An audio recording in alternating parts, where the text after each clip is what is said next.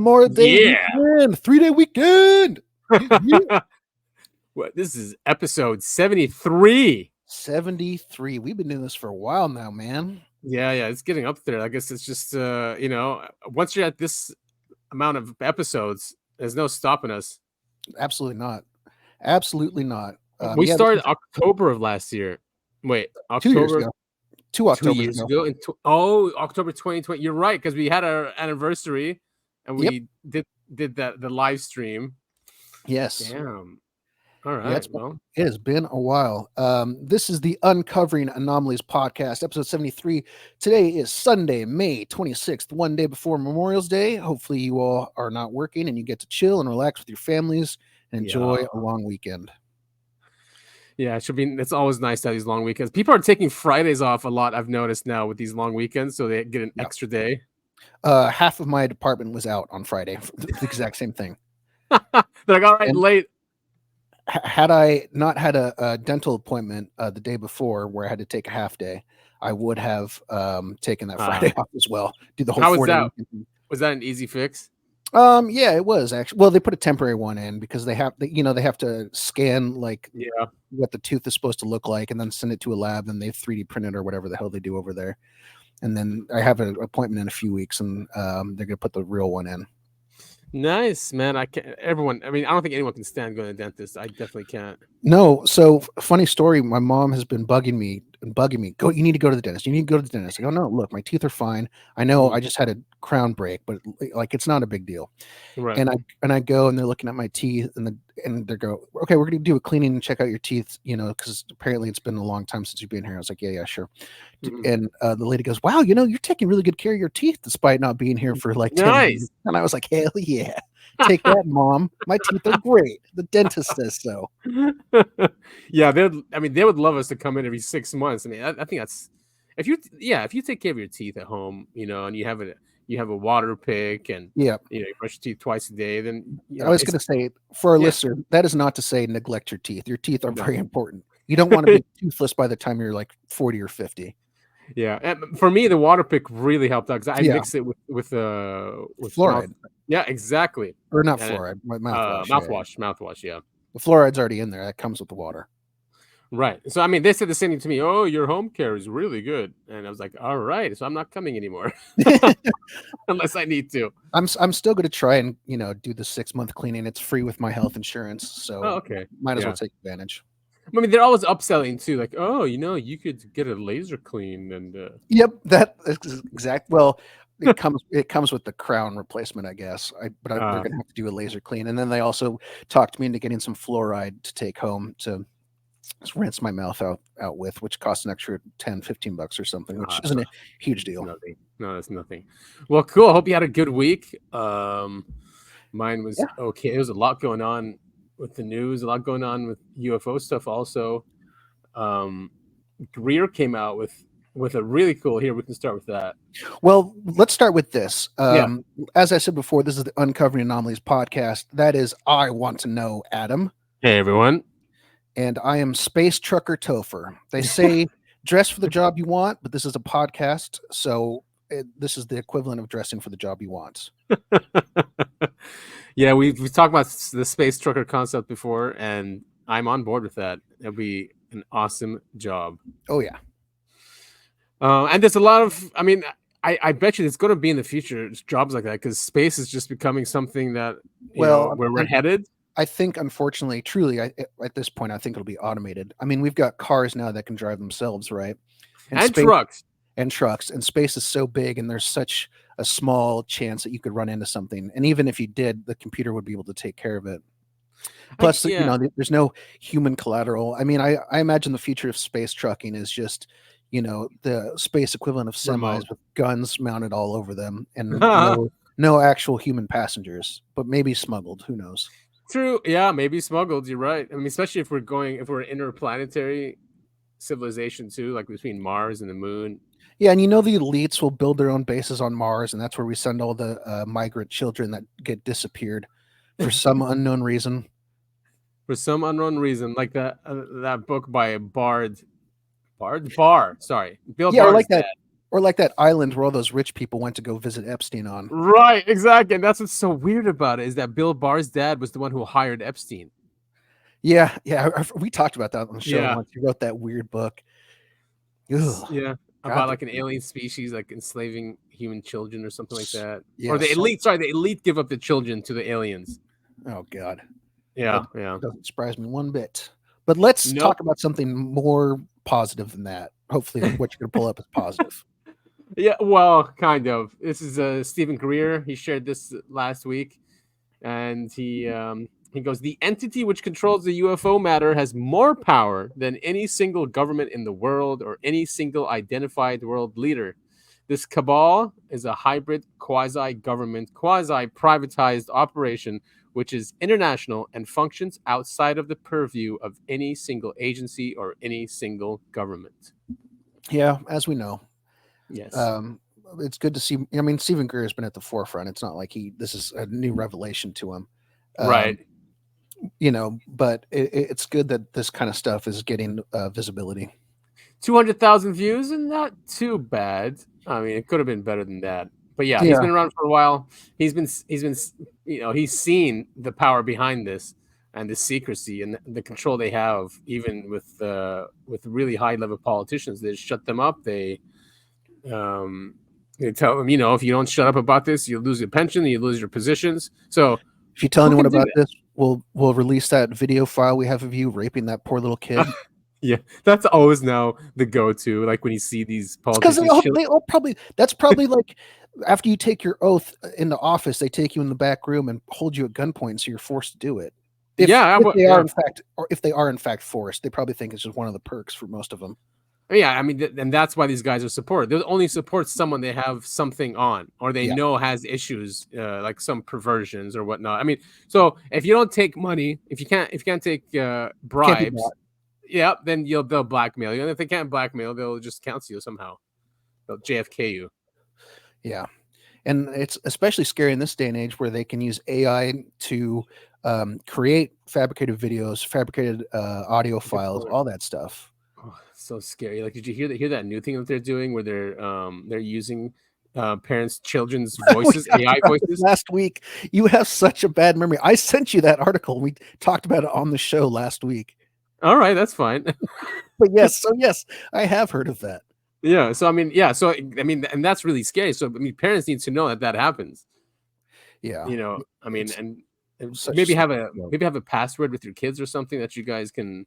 That only you guys know, just so you don't fall for those things. Because some parents will just what? All right, I'm transferring money now. Yeah.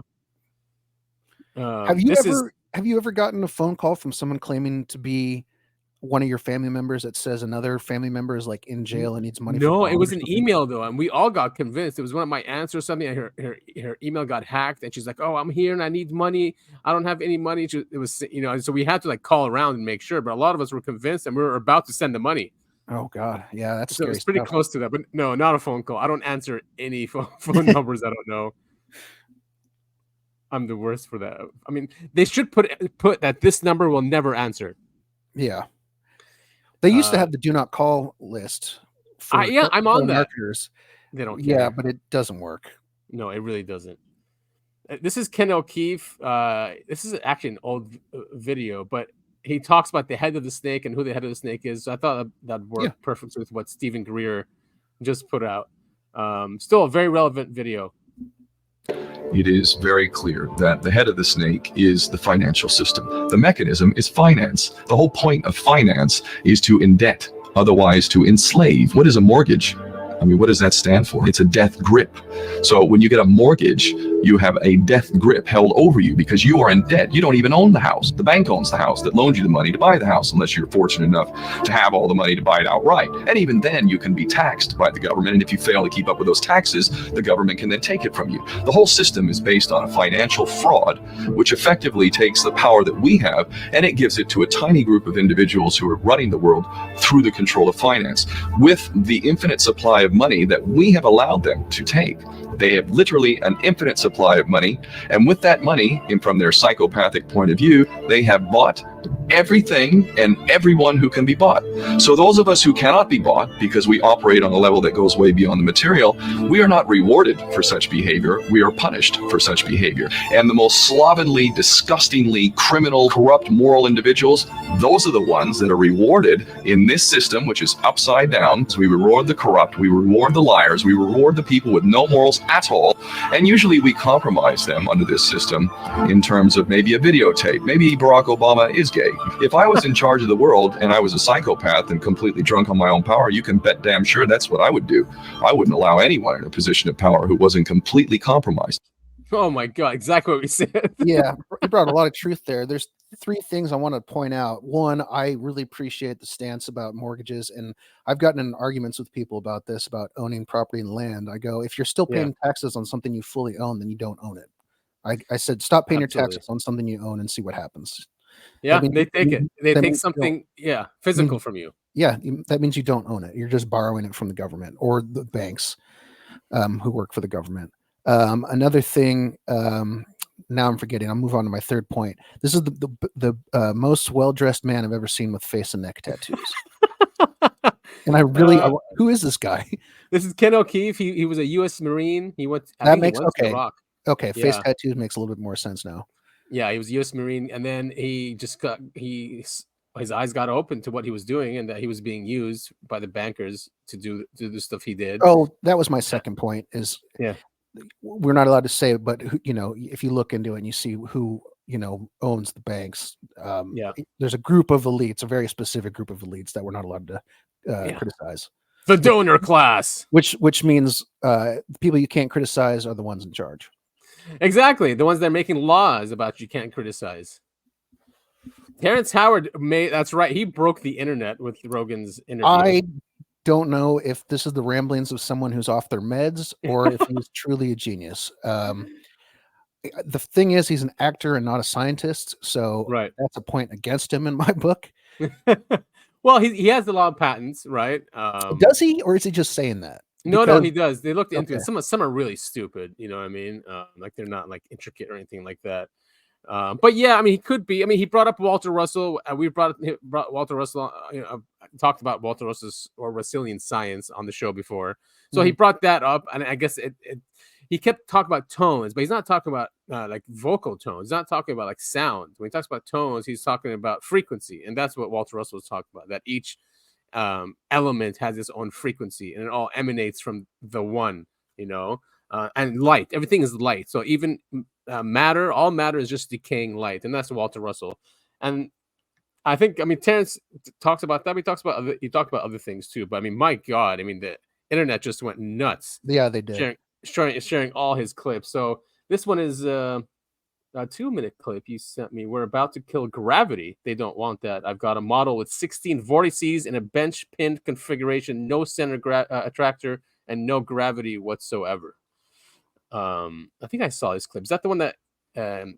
Anyway, we can check this out. But is that the one where he did a 3D? It's like a triangle. I think so. Yes. He also claims that 1 × 1 = 2. There's a lot of depths to this man. 1 × 1 = 2. That's Terrance Howard said that. Interesting. All right. Time for a new laptop. Oh, you know what's going on. Government. They do not want you. We're about to kill gravity. We're about to kill their god, gravity, and they don't want that. Here we go. From the beginning. I have 2 groups of vortexes, which are just like tornadoes, spinning tornadoes that are pointing towards the center. Oh, this is Saturn. I'll highlight this object here. You'll see it, that yellow line, right? So there's a bunch of those in there. There's actually 16 of them, and I'll highlight them all. There. And render that just so you can kind of see a little bit better. So they're all pointed towards the center, but they're arranged in what we call the linchpin configuration. I want to pretend like you never heard of that before. So there's 1 on the top, and then 3 in groups of 3 around that are spaced at 120 degrees apart.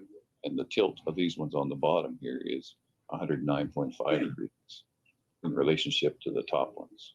They're creating this flat space on the top and the bottom. And they're spaced at 120 degrees radially. And then inside the model is 3 groups. Jamie, there's 2 sounds playing simultaneously. No, it's got sound in the background. Oh, while he's that's doing my it? wife talking. We're in the kitchen, and he's just explaining this over Skype. This is over Skype. I was confused. Go ahead. Up to 1,000 pounds, from 2.2 pounds to 1,000 pounds. And there's no gravity whatsoever in this model. There's no center attractor. So it's just vortex. What? That can't be, because they make Saturn. How come? Yeah, that wasn't a very good clip one way or the other. No, that's too bad, because I saw the one that so they press play to simulate it, to simulate the model, and then it makes a perfect Saturn, even with the vortex on top. Oh man. There was a ton of clips. You honestly, for those listeners, that wasn't a great clip, but you can just go on YouTube and type in Terrance Howard on Joe Rogan and find there's millions of them at this point. So he goes over basically lots of science that's not mainstream science, lots of science that's been hidden, a lot of the electric stuff, vortices, toroidal math, right? And everything's a toroid field. Like galaxies are toroids. Planets are toroids. Even us, we're toroids when it comes from our hearts. Now, what's a toroid? A toroid is that donut-looking shape. Here, let me look it up so you can see it. Toroid.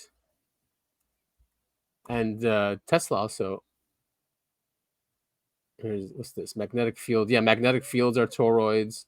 Where are the images? Yeah, we just don't have enough mass to create like a gravitational orbit around us.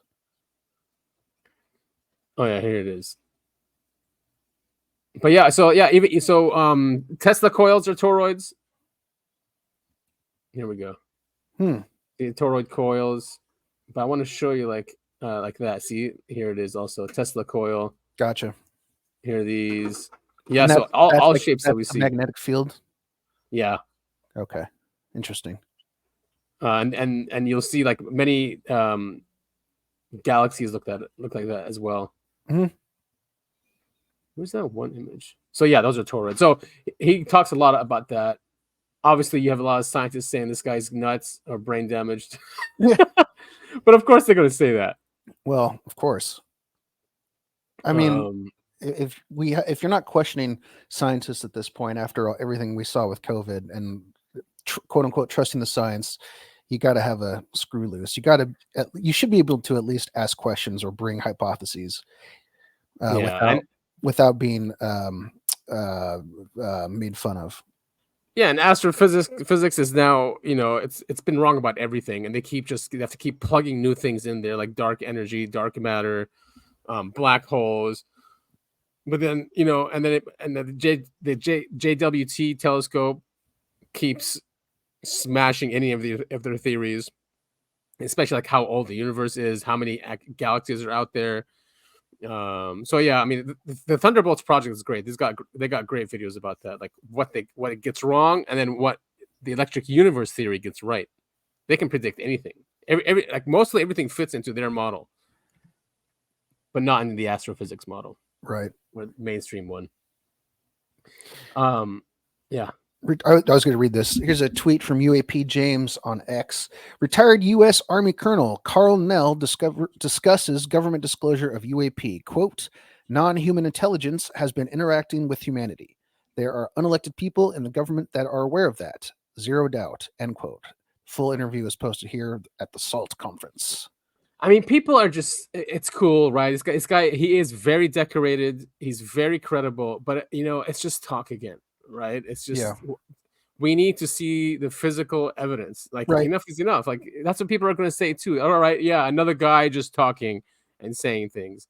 I know it's frustrating. That's why we are where we are right now. Yeah, everyone wants to see this. We're fine with it. It's not going to be world ending if aliens exist. No, it's not. So let's see. Most We won't watch the consequential whole thing. questions of our lifetime, which is, are we alone in the universe? And I'm very lucky to have Carl Nell here. It sucks that we're still asking that question. I had my nephew yesterday. He was like, "Oh, there's no aliens." He's really young. I was like, "What?" I'm like, "Look, okay, fine. Let's just say there isn't." And he loves space, right? And I was telling him, like, "Do you know how many stars we have in our galaxy?" He's like, "I don't know." I'm like, is over 100 million stars just in our galaxy. I'm like, "You know how many galaxies there are?" He's like, 200 billion. I'm like, "Yeah, pretty close." He goes, "Oh, I'm right." And then I showed him an image of neurons and the brain, and then a galaxy, how it looks exactly the same. Yeah. So I got him thinking now. Good. My brother's like, "Dude, why? He's not going to sleep tonight." But yeah, here's Carnell's thought again. Speaking. Aha. I wonder why he's allowed though to come out and say these things.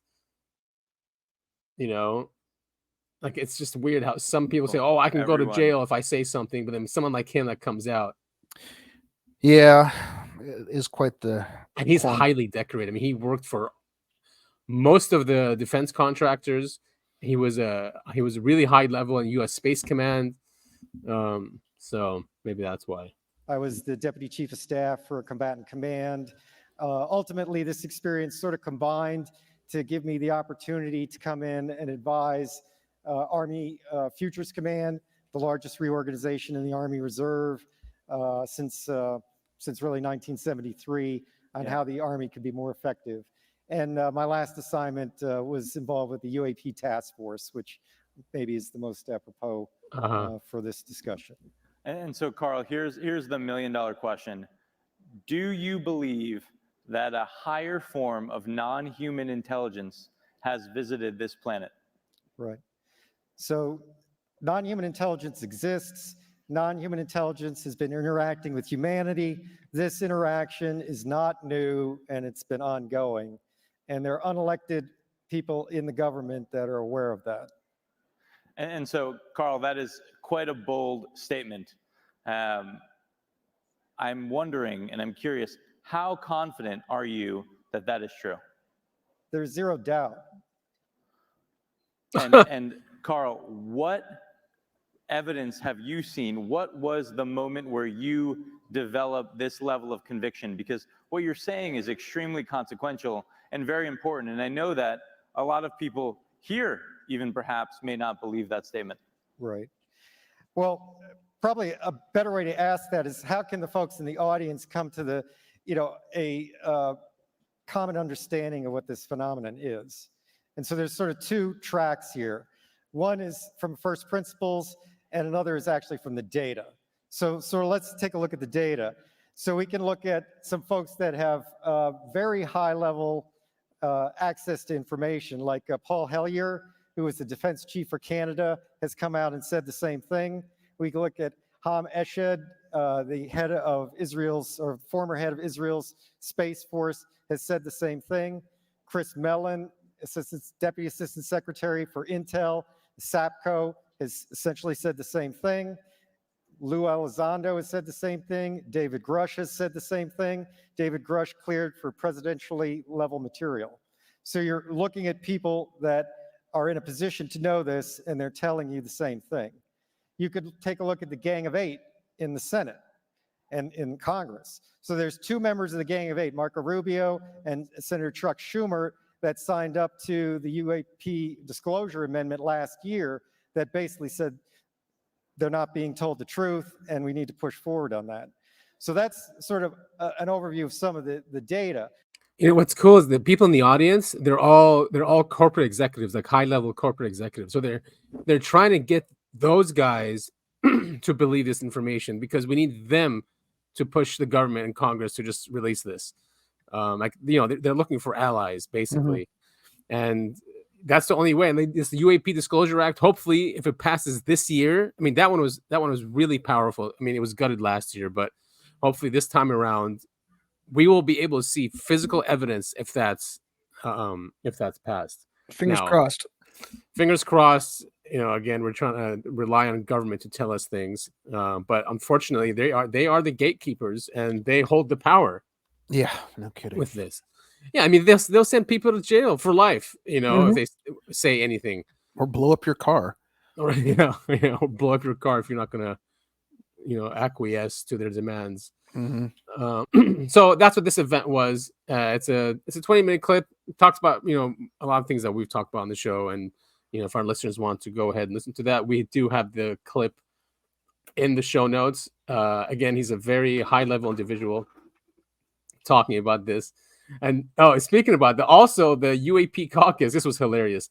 The Department of Energy had hearings in Congress. It had nothing to do with UAP, but the UAP caucus then started asking her questions about UFOs.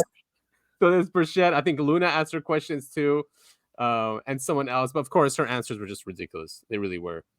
Here, let's take a listen. Within the Nuclear Security Administration. Are you talking about transporting fuels? No, ma'am. I want you to speak. I was going to follow up with the numerous reports by the Federal Protective Services officers describing suspicious occurrences of UAPs over nuclear facilities. Oh, let me just say the Defense Department has said there is no evidence of UFOs, et cetera, or aliens in the United States. However, at those see, she used the Arrow report. So it's like that's what the Arrow report was there for, to give cover. Yeah, and as we spoke on the show, that's exactly what the purpose of it behind it was. And so all these people can fall back and say, "Well, look, we researched it, and there was nothing found." Yeah, there's nothing there. No UFOs, no aliens. Those sites, there may be drones that may be nefarious, and so we are definitely looking at that. And making sure that our national security sites are protected. We have a whole program related to countering drones that may be coming from. Well, this isn't about drones, and this is prior to drones even. What protocols does the Department of Energy have for reporting and responding to any UAP sightings near nuclear infrastructure? And people joke about this, but I get a lot of questions about this concerning this and about this hearing today from my constituents. So I would appreciate you answering that if there are any protocols. Well, certainly there are protocols whenever we see anything. Is that an elected official saying he's responding to his constituents? I know, right? He's an anomaly. Total anomaly. What the hell? Next thing you know, it'll be raining cats and dogs. That's right. I mean, yeah, you'll see some other. I sent you something else that they did, which was shocking. Like they're actually like listening to people.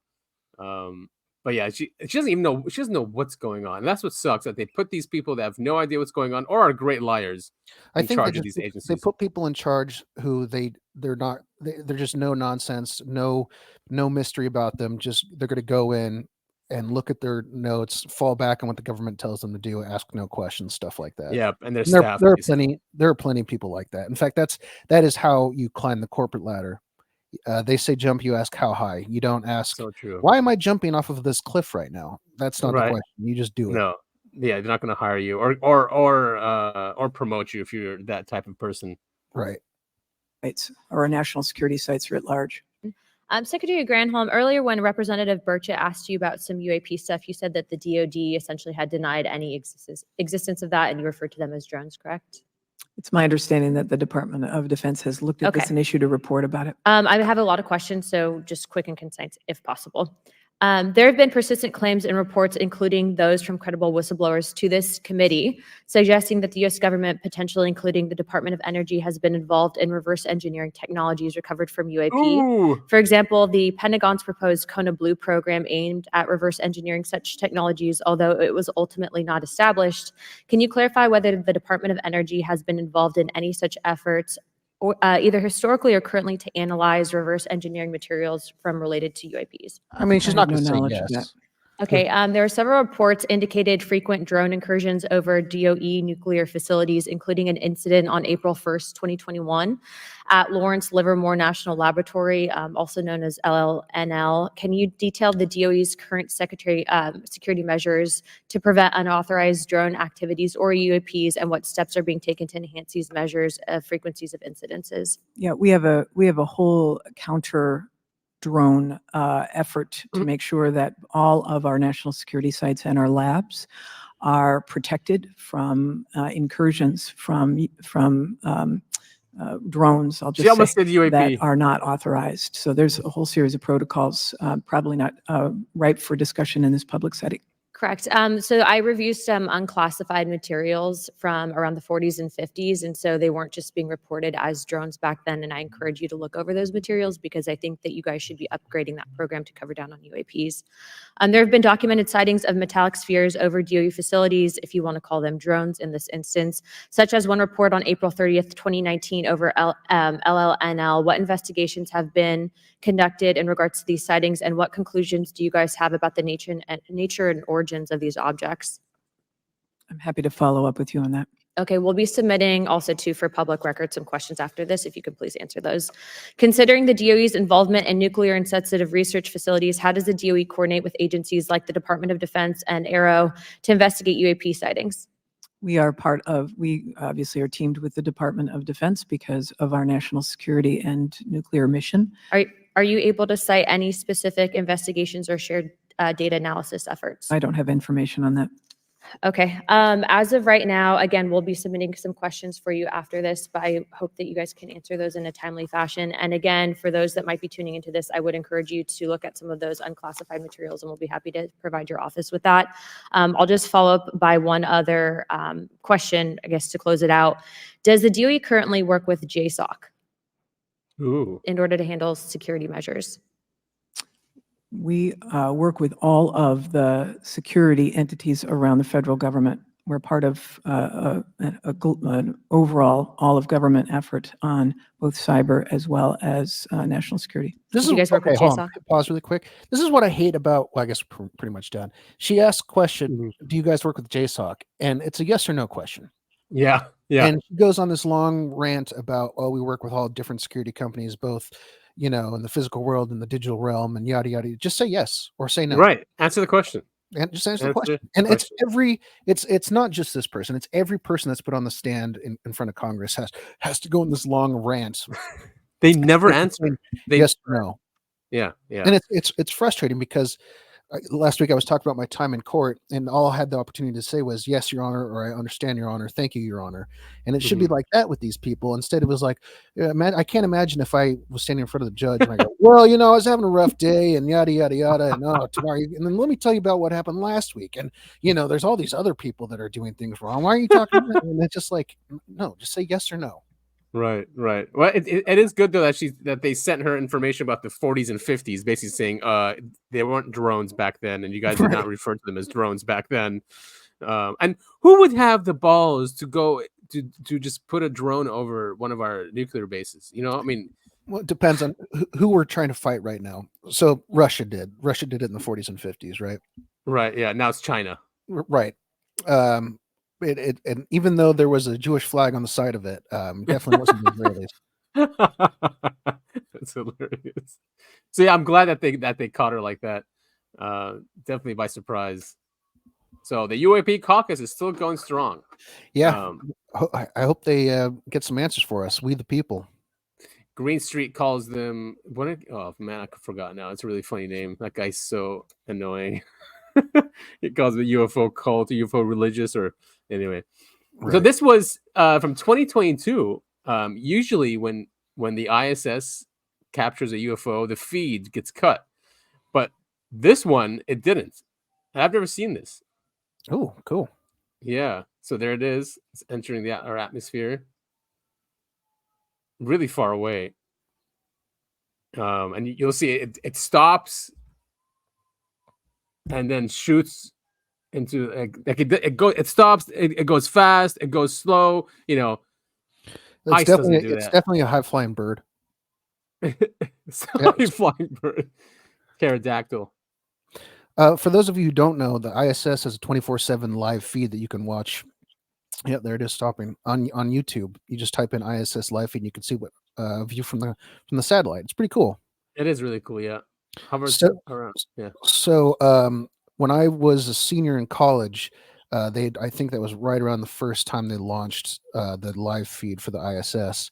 And I remember there was this huge, it was not so similar to this, but It was in the dead of the. It was on the other side of the Earth, in between. So the Earth was between the sun and it. So it was in the nighttime of the sky. Yeah, and there's something fairly close to the ISS that just climbs out of the darkness, and it's this gray triangular shape, and then the feed just cuts.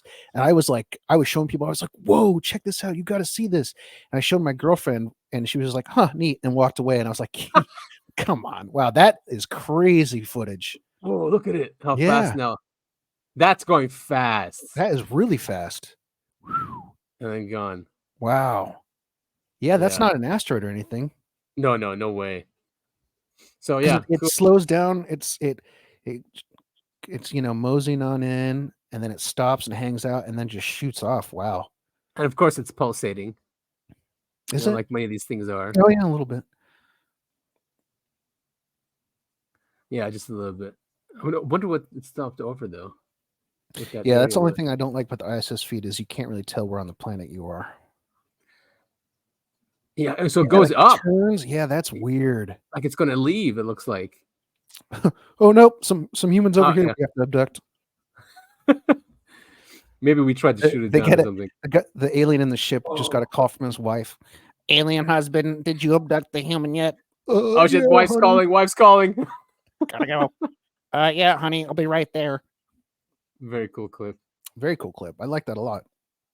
Yeah, what the hell was that? That was crazy. I don't know. So 2022, and usually I'm on the rate. I'm always looking for these things. So I'm surprised I didn't see it. It just shows how much is going on. We need more data. There's so much. Like NASA has so much data.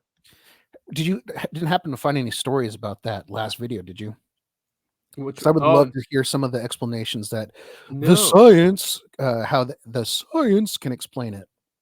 I wonder if it's in the comments because usually someone is in there. Total distance traveled approximately 470 miles. Time taken to travel approximately 17 seconds. That's 129 Mach. Speed 100,000 miles per hour. Hold on. Do you see the comment below that?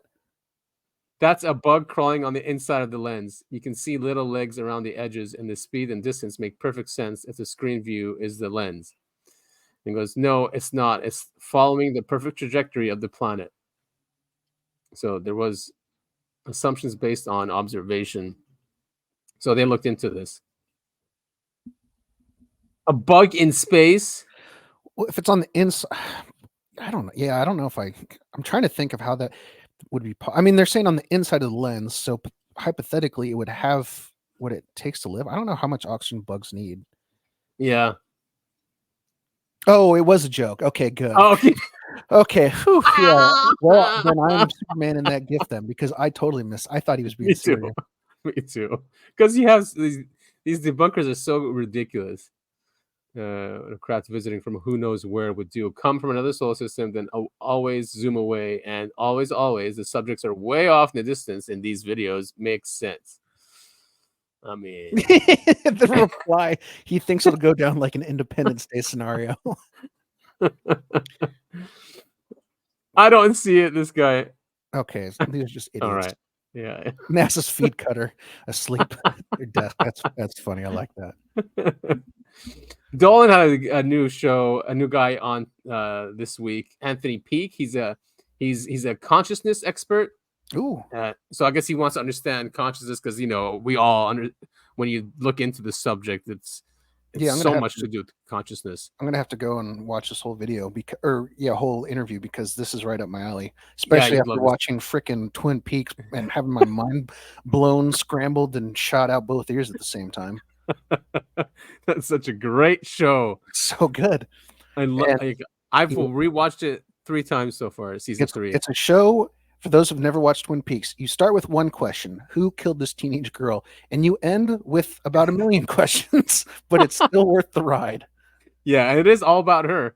Yeah, all about her. I mean, even the beginning of each episode, it's her image, right? Mm-hmm. Mm-hmm. It was at the end of the show for the first 2 seasons, and then it was at the beginning in the 3rd one. Okay. Yeah, so people think that's why it shows that we're going into her dreams. Right, or something. So this guy's actually really good. He talks about a lot of cool stuff. I stopped it here because it's an important part where he talks about how our our consciousness interacts with, I guess, the larger consciousness of the universe. And he's written books with scientists. Cool guy. Cool. Okay. And I say that long line, imagine it's the Mississippi River.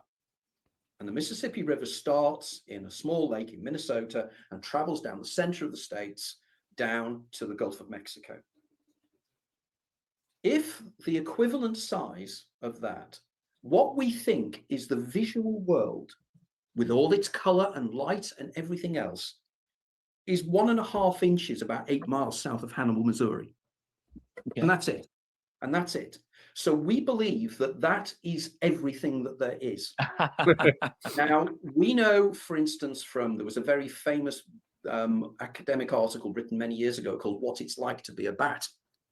And, you have to think, well, a bat sees by sending out sound and builds up a picture of the external world from how sound bounces back. So their perception of reality is completely different. But there's no special perception of reality that we have that bats don't. Bats would argue that our worldview is far more, is just as real. So it's how we understand reality is out there. Now, on top of that, there is more and more research being done at the moment suggesting that the external reality we perceive out there, whatever it may be, where it's made up of quarks, because effectively the whole of everything we perceive is literally made up of 6 quarks reacting in electromagnetic fields with photons and various things. That's all there is, 6 quarks. And quarks are nobody's ever seen a quark. They are incredibly tiny. So clearly there is something really strange going on here. Now, it seems from the research that's been going on in recent years is that everything effectively is data. Everything is mathematical. Everything we perceive, we are processing data in exactly the same way that your laptop processes data to create the 3-dimensional world when you put on a virtual reality headset. There is no difference. Now, I then argue to people, and people say, well, reality is consistent and reality is out there. Well, I'll guarantee that if I put a VR headset on your head, and then you had tactile feedback from your hands, so you could actually move within 3-dimensional reality, and then I wiped all your previous memories clear of the fact that you are living in this reality, that simulated reality would be just as real. And indeed, we go into a brain-created simulated reality every night when we dream. Sure. Now, that reality is just as real. It's just as tangent. It's just as tangible. It is just as perceptive. And the only reason that we believe that is an hallucination is purely and simply because we don't share it. We don't share it with other people. But I have evidence of people I know that in out-of-body experiences have had shared experiences.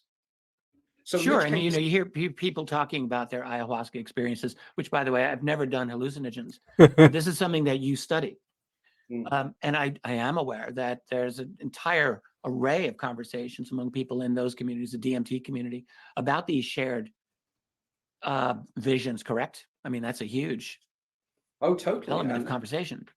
Massively. I mean, funnily enough, again, Pascal is one of the major researchers in this area, together with 1 or 2 other people that I've done conferences with in the past. And some of the research they're doing at the moment at Imperial College in London, and also the research that's being done at the University of Sussex, quite close to where I live here, they're finding out some extraordinary things. In fact, what they're finding out, for example, psilocybin, magic mushrooms. Yeah. They did a series of experiments where they rigged people to fMRI scans and everything else to find out what was happening in the brain when somebody starts hallucinating using psilocybin. And what they were expecting to discover was that it made the brain link more.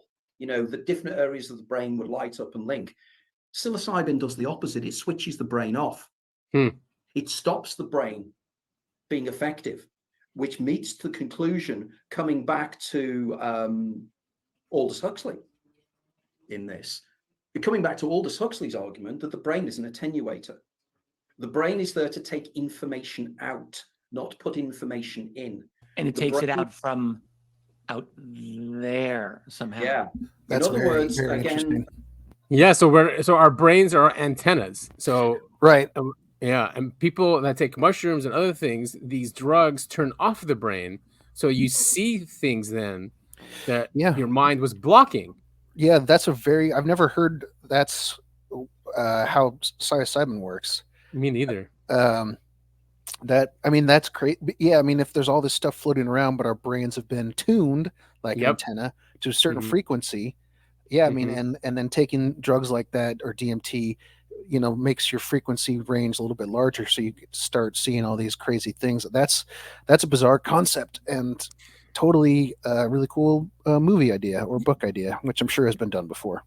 Yeah, and I guess so the brain learns to say, all right, these things are not important for my survival that I'm seeing out there, so I'm going to shut them out, and it might be why children see things when they're younger, and then when they get older, their brain just shuts them out and they don't see them anymore. It doesn't mean they're not there.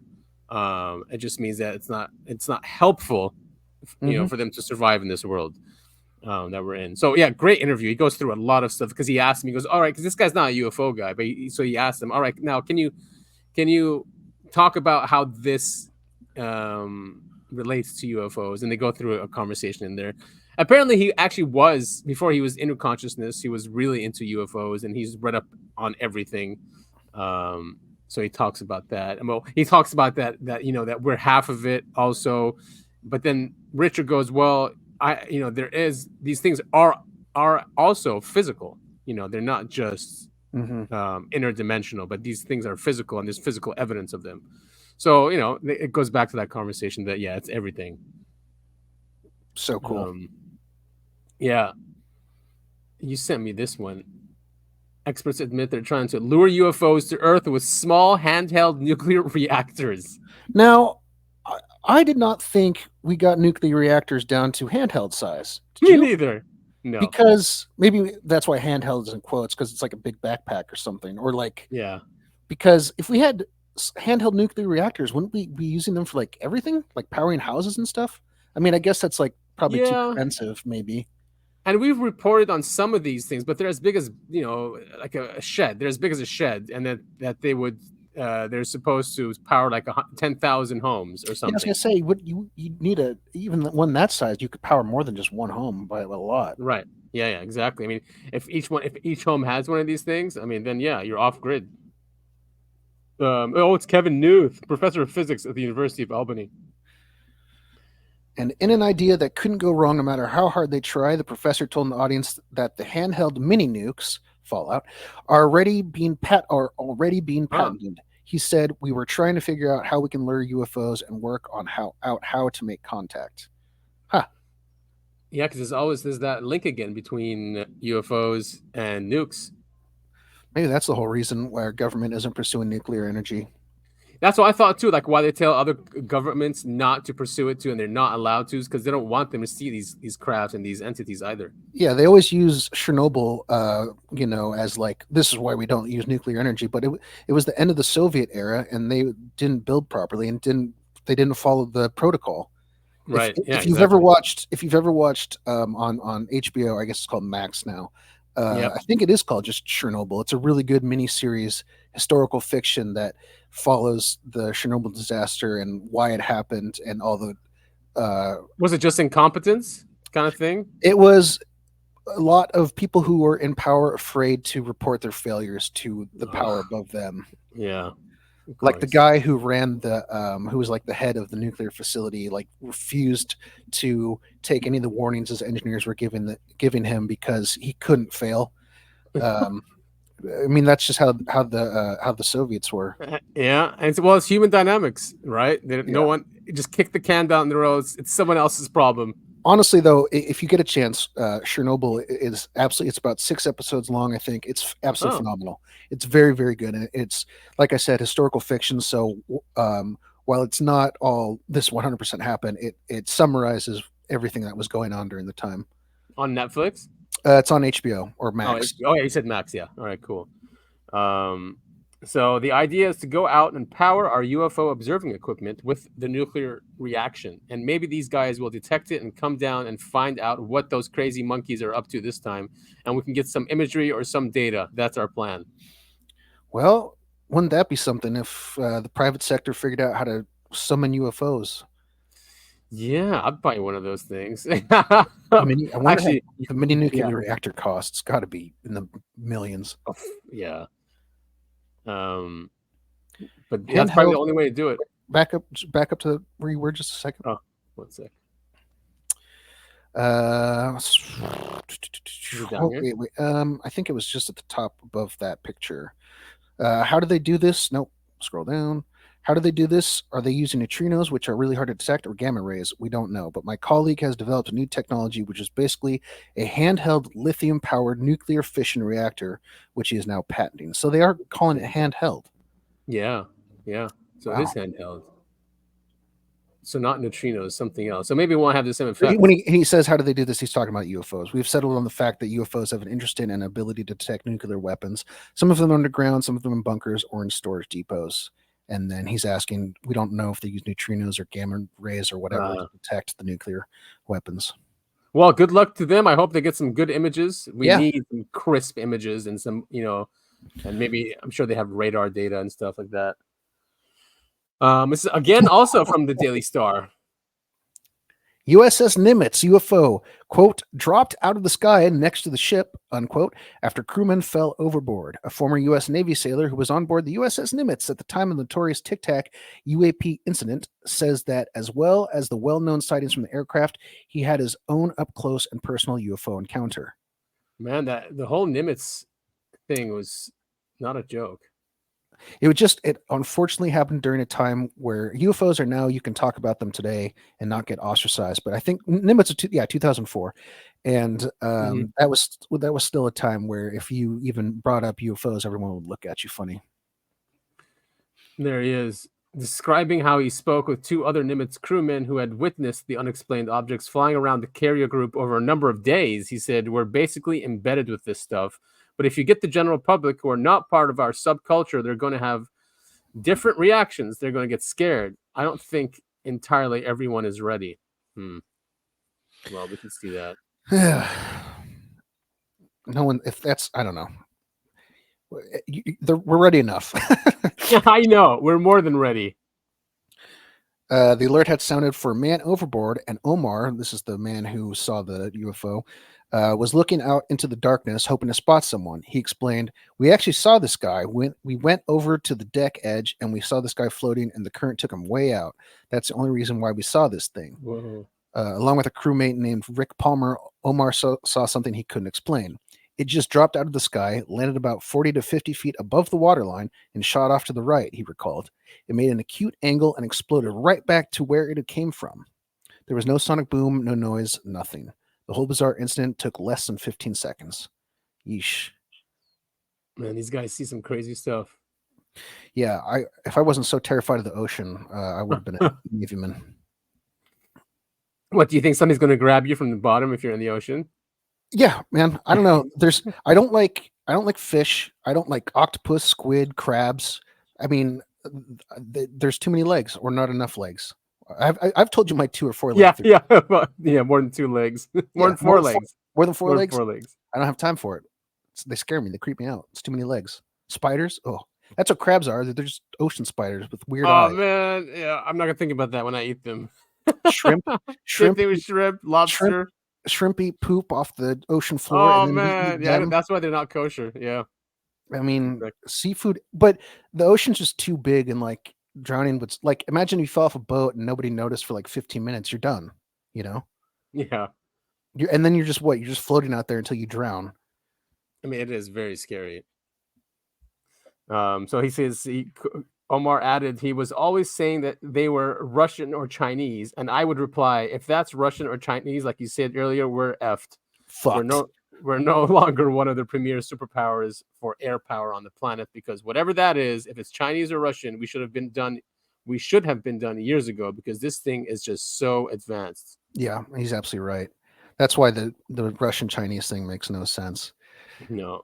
Or even us too. I mean, yes, I still believe we have really advanced stuff, but we just don't use it. Like, how come it's not being used in Ukraine or in other places that we just want to end? Maybe because we just don't want to end it. It's not profitable to end the war, right? Right. Yeah, exactly.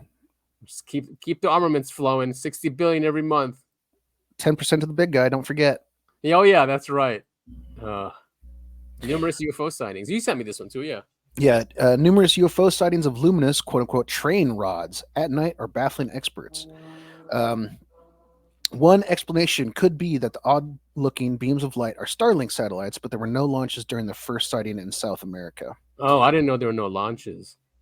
So yeah, we've seen these tubular cigar-shaped UFOs. Humankind have been seeing them for a very long time, but they're calling them rods now. That's Starlink, right? Yeah, yeah. Still would be really weird to see in the sky at night. And this looks like Starlink too. Is this over Starlink? Could be one explanation. Yeah, it's from border of Uruguay. Within a couple of days of each other this month, 3 witnesses filmed a similar looking object moving through the sky in Chile, Argentina, and near the border of Uruguay. The first witness filmed a white object above their house with their phone on May 6. Another UFO flap going on in South America. Yeah, they get so many, especially Brazil. Here's another one, Brazil. A Brazilian town near Uruguay filmed another appearing to change color from white to blue and yellow. Just a bird. Just a normal bird. Yeah. A night bird. So, yeah, and that's the thing now with which is so annoying with Starlink, because a lot of these things that happen now, the first go-to is Starlink. And it could be true, Yeah, it could be, but the picture, when you compare that first picture, I understand it's different quality. When you compare that first picture to the picture of Starlink, I mean, you can tell it's a different object in the sky. Yeah, and it's not all blue. I mean, yeah, exactly, because that one picture shows that it's one unit, not like multiples. You also sent me this one. We talk about the flying alien a lot, right? Absolutely bizarre. So this is about a year old now. It turned a bunch of people took photos of this flying alien that appeared in the hinterlands of Peru, and the official explanation for this is that the identity of the flying alien was an illegal miner flying in the sky with a jetpack, which as we know, miners are very, very rich people with their own personal jetpacks. Right. And they fly around at night and do illegal mining. That's the thing, as miners are known to do. Yeah. And that's clearly what this is. It's definitely not anything spooky or weird. It is a very wealthy miner with a jetpack doing illegal mining at night. Look at the legs here. Yeah, at night. Like, who would? That is so dangerous to go flying in these things at night. There's so many, especially in How do you get a jetpack as a miner? It's the stupidest explanation I've ever read in my life. Maybe he's the supervisor. maybe he's like a eccentric, rich, too smart for school kind of guy and built it himself. However, an investigation by the Peruvian Navy and police revealed that this what? Where's the? I think the article's cut off on one side or the other. That this flying alien platoon were members of an illegal gold mining gang. Unbelievable. Great investigation, guys. What's this? Analyzed the Peru alien footage, scaled it up, stabilized it, sharpened it, and reduced speed to 10%. Looks like an alien head peering over the bush. Oh, this is something else, but can't be determined due to the quality of the footage.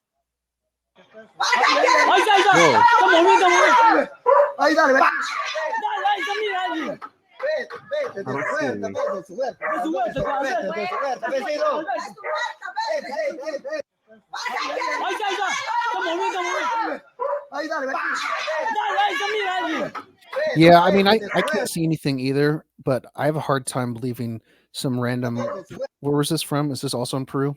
Yeah, in Peru. I have a hard time believing some guy made a practical joke with his neighbors. That's more believable. Yeah, I don't know. Anyway, this is a old story now, I guess, and we didn't catch it at the time. Crazy picture, though. Yeah, I mean, it is a little bit reminiscent of those RFID videos we were seeing coming out of the Middle East of those like kind of like squid monsters. Oh yeah. The jellyfish one. Jellyfish. That's what I meant. Yeah. See, more ocean life that I don't have time for. Now I really can't stand jellyfish. Those things really creep me out. Yeah, big time. Especially there's no brains or anything. It's just like a floating ball of gelatin. So with weird. tentacles. With tentacles, yeah. And then they like light up. They light up at night, right? Yeah. Oh God. Have you watched Sphere, the movie Sphere? I think I. Oh yeah. We talked about it. Yeah. I think that's why I'm scared of a lot of sea life, is because I saw that movie when I was really young. It gave me nightmares for many, many years before I figured out what I thought it was something I dreamt, and then I saw the able. I was like, oh, that's where all this trauma came from. But there's a lot of weird stuff down there. Like we haven't even touched like all the species that are down there, especially in the deep depths. Yeah. You know? Oh yeah. Like, you ever see that one fish that he's got like crazy fangs, but he's got a light kind of thing that goes over his head? Anglerfish, I think they're called. Yeah. Yeah, it's so bizarre. And I know a couple months back we posted footage of that octopus that was changing shapes and using its bioluminescence to like flash its lights, which and then we just tore it apart. It was an accident, I think, but good riddance. Yeah, bye. Have you seen Europa Report? Sorry, Europa Report. Yes, is that found footage? Yes. Yes. Yeah, I remember that. First team that goes to Europa. Yeah. Anyway, that's what that little spooky fish or I think we covered last week or 2 weeks ago that we're planning Europa now. They have the thing ready. They've been dying to get there. Europa and Titan's the other big one. Like what takes so long? Like, they have such a huge budget. Like, why? That's what I'm so annoyed about NASA. Like, I'm gonna be 80 by the time like anything happens. Like, you know. I know, man. I know. I kept thinking when I was like 15, 16, I was like, hell yeah. By the time I'm 30, we're gonna be hanging out with aliens and seeing UFOs. Yeah. And now I'm like almost in my mid 30s. I'm like, God, it's never gonna fucking happen, is it? Never. Just more talk. So this came out also. New Mexico's UFO incidents you've never heard of. Ooh. KRQE. We've heard of a lot of UFO incidents in New Mexico. Right? Yeah. Area 51. Well, that's in Nevada, actually. That's in Nevada. Yeah. But I mean, obviously Roswell was New Mexico. Los Alamos. Mm-hmm. Yeah, Roswell, exactly. I think it's a clip here. Yeah. When most people think about UFOs in New Mexico, inevitably Roswell comes to mind. And the Roswell incident occurred really at the beginning, the inception of what we call the modern flying saucer or UFO movement. That really started in July of 47. But moving forward in time, when we get into the 1950s, we began to see a huge increase in sightings and military sightings here in New Mexico. When the Air Force first got involved, and it was actually the Army Air Forces, this is before the Air Force was formed as a separate organization later in 47, they were of the concern that this could be Soviet technology, that they were flying across the Bering Strait, testing our defenses, testing our radar systems to see if we could detect them. And so it's important to state that when the Air Force got involved, they weren't there to prove aliens existed. They weren't thinking aliens, but they were thinking Russian. And their job was to defend our airspace and to defend the electorate. And that's what they were doing. I'm not saying it's extraterrestrial. I'm not saying it's military. Some of these cases, it remains a question mark. Everyone always says that. I'm not saying it's like there's still a stigma. There still is. You see this day today too.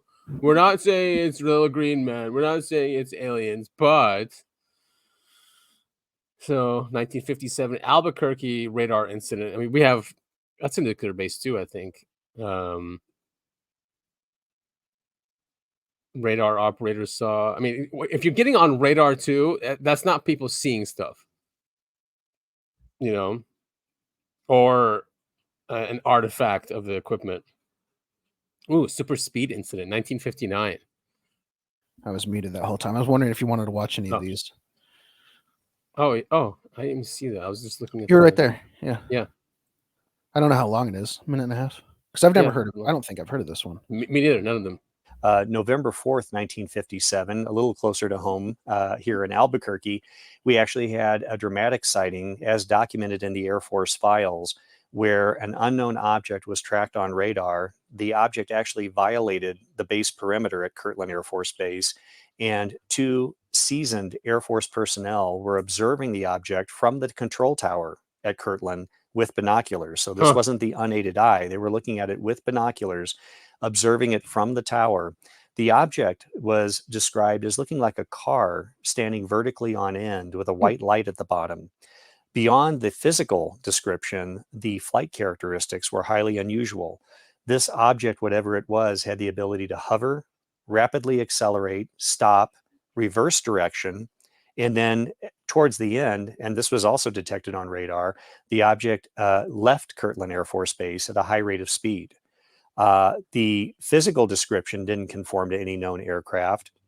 The flight characteristics didn't conform to any traditional aircraft. Certainly helicopters, which we had at the time, could hover, but they couldn't rapidly accelerate as this thing was described, and it didn't conform to the physical description, a car standing on end with a white light at the bottom. What year was that again? 1957. Damn. Mm-hmm. Man, the 40s, 50s, and 60s were so cool. They really were. They got all the crazy stuff going on. I think because we still didn't figure out how to shoot them down, and now they're just staying away, or they're totally cloaked. Like, all right, screw this. Let's not interact with these crazy people. Super speed incident. I think I heard about this one. 1959. You know, that actually, I had a thought really quick. You were saying, let's not, I wonder, let's, you know, oh, we can't mess with these guys anymore. They're trying to shoot us down. I'm wondering if these beings exist outside of time, maybe they look at it like, oh, this is a bad part of human history. We need to stay cloaked. We can't wait it out. Wait, you know, but for them, they don't have to wait. If they're outside of time, they can just pick and choose. You know, they can poke their heads in here and see, okay, they're making progress. Perfect. You know, let's check out 200 years from now and see where they're at. Or, you know, let's go back 50 years and see, you know, where the turning point was for humans. Yeah. Not or like even it helps them project our technology too. So they go back to when the beginnings of radar or whatever we're using, and then they can project out how it evolved, so they can, you know, deal with it in the future. Yeah. The super speed one, that guy you just shared, Newt, he did a great study on this one. I remember. He analyzed all the radar equipment, all the towers. I think this is the one. We had another incident involving flying saucers, or UFOs, to employ the military term. And this did not involve a actual sighting, but rather radar tracking. We have the original unknown radar track report from Kirtland Air Force Base from September of '59. And what's unusual about this, it wasn't just one radar, two radars, or three radars. It was 4 separate radar stations strategically placed throughout New Mexico. All 4 were tracking this unknown object, which was referred to as a UFO in the report, the original military report.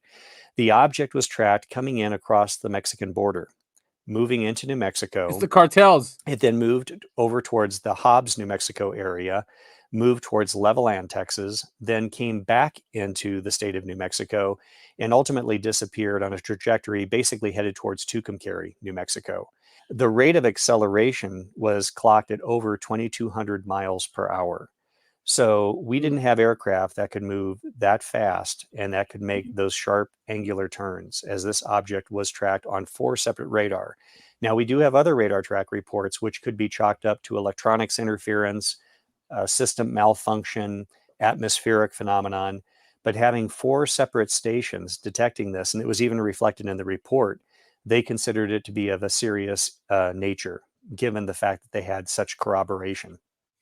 But just remember, there's no evidence of UFOs or anything like that.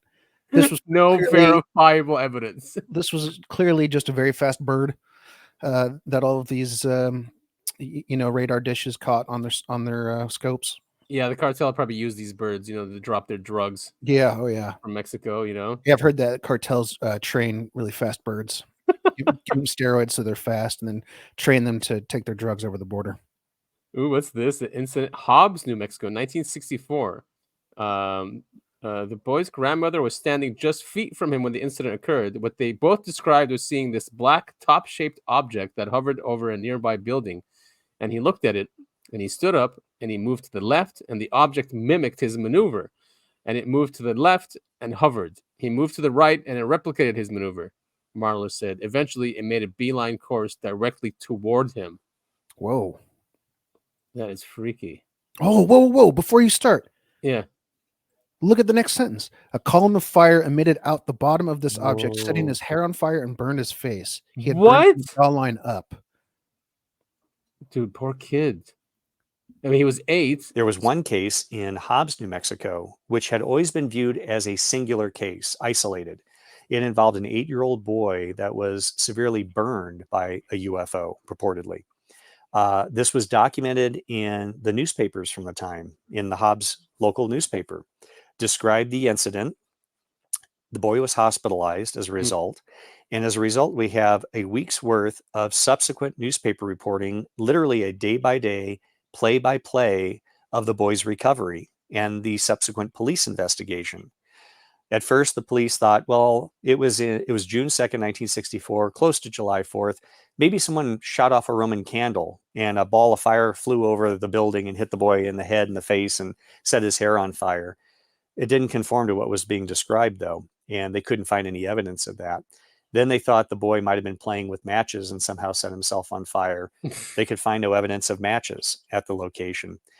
The important thing to note was that the boy's grandmother was standing just feet from him when the incident occurred. What they both described was seeing this black top-shaped object that hovered over a nearby building. And he looked at it and he stood up and he moved to the left and the object mimicked his maneuver and it moved to the left and hovered. He moved to the right and it replicated his maneuver. He then crouched down because he didn't know what was happening. There was a concrete block there and he crouched down and he watched it and it hovered there. He then stood up and moved to his right. The object moved to the right and then it made a beeline course directly toward him. He instinctively went like this because, as he said in later interviews, I thought the object was just going to go through me like a bullet. The object, in fact, moved directly over his head and a column of fire emitted out the bottom of this object, set his hair on fire, burned his face. He had burns from the jawline up. His ears were severely burned and turned inside out. His lips were severely burned. This is not based on his testimony. This is documented in the newspaper based on the police investigation. The FBI was even called in to investigate this situation. So we have contemporaneous documents to back up what the family had said. The boy was rushed to the hospital. He was treated for second-degree burns, had no long-term scarring. Ironically, though, despite the dramatic nature of this, APRO, the organization whose files are sitting behind me, they investigated the case. And we have the original case file now, as of November of last year when we acquired the files. But everyone thought it was a singular case. In my investigation, I tracked down the witness after all these years. Nice. After the incident played out, they wanted no media attention. So they weren't seeking publicity. People would say, well, they made up the story, they hoaxed it. They never sought publicity. They never garnered any money as a result. In fact, they incurred hospital bills as a result. They lost money. But the case was never really investigated after that. The family went underground and no more was said. 50 plus years go by. I decided after moving here, the boy was 8 years old in 64. Right. You can do the math. It's quite conceivable he's still alive. Not only was he alive, he was still residing in New Mexico, not in Hobbs. Tracked the man down, met with him, was able to secure a number of interviews with him. Ultimately, was able to get him on camera. The gentleman will tell you point blank to this day, he doesn't believe in UFOs, despite what happened to him. He doesn't believe in aliens. He doesn't believe in UFOs. He said, I don't disparage people that believe in that. I don't have a belief system on that. But yet he concedes, I saw something that I never saw before and I never saw since. What? And he doesn't believe in it? How does that make any sense? You know, people are complicated. No, it's true. You know, a lot of people, this is well documented. People will see things they can't understand. They chalk it up to, oh, I was just feeling off that day, or, oh, you know, I was not in my right mind because someone earlier had freaked me out, things like that. That kind of stuff happens pretty frequently. That's a very crazy story. I had never heard that before. Me neither. But aliens, leave our kids alone. Yeah, I mean, they've been messing with us for a while. This one, 1950, Farmington. This incident, which is extremely traumatic in nature, occurred not over one evening or one day. It occurred over 2.5 days. It happened during broad daylight in Farmington, New Mexico.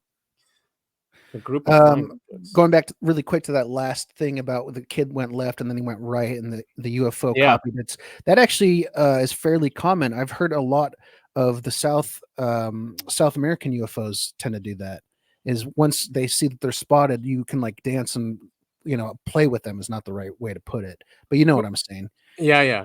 You move and they move, and it's it's just weird. It's like, I mean, and something we brought up on the show a lot, like, if the UFO itself is, while it does contain NHIs, what if the UFO itself is alive and it's kind of like, a puppy that's under control, and so it's trying to play with you, or maybe it's the whole psychological thing of just messing with you. Yeah, if we go back to the conscious thing, they're trying to communicate too. Right, but burning the kid alive, I mean, that's just that's pretty messed up. Horrific. So okay, this is the last one, then we can move on. We wanted the grandmother, not the kid. It was extremely dramatic in nature. Occurred not over one evening, over one day. It occurred over 2.5 days. And when we look at UFO reports, admittedly, many are light in the sky reports, which could be attributed to anything. Right. Venus, military flares, satellites, etc. This occurrence or series of occurrences occurred in broad daylight. 2.5 days of broad daylight sightings of structured objects being seen above and around Farmington, New Mexico. Witnesses describe them as roughly circular, disc-shaped, lenticular-shaped, silver gray in color, that moved in formation. Some objects were seen singly, some objects were seen in clusters. There were reports in the newspaper of the time, and again, this is important that we have the contemporaneous documents. The newspapers of the time described, in some cases, hundreds of objects being sighted. And it is estimated that 2/3 of the population of Farmington witnessed this.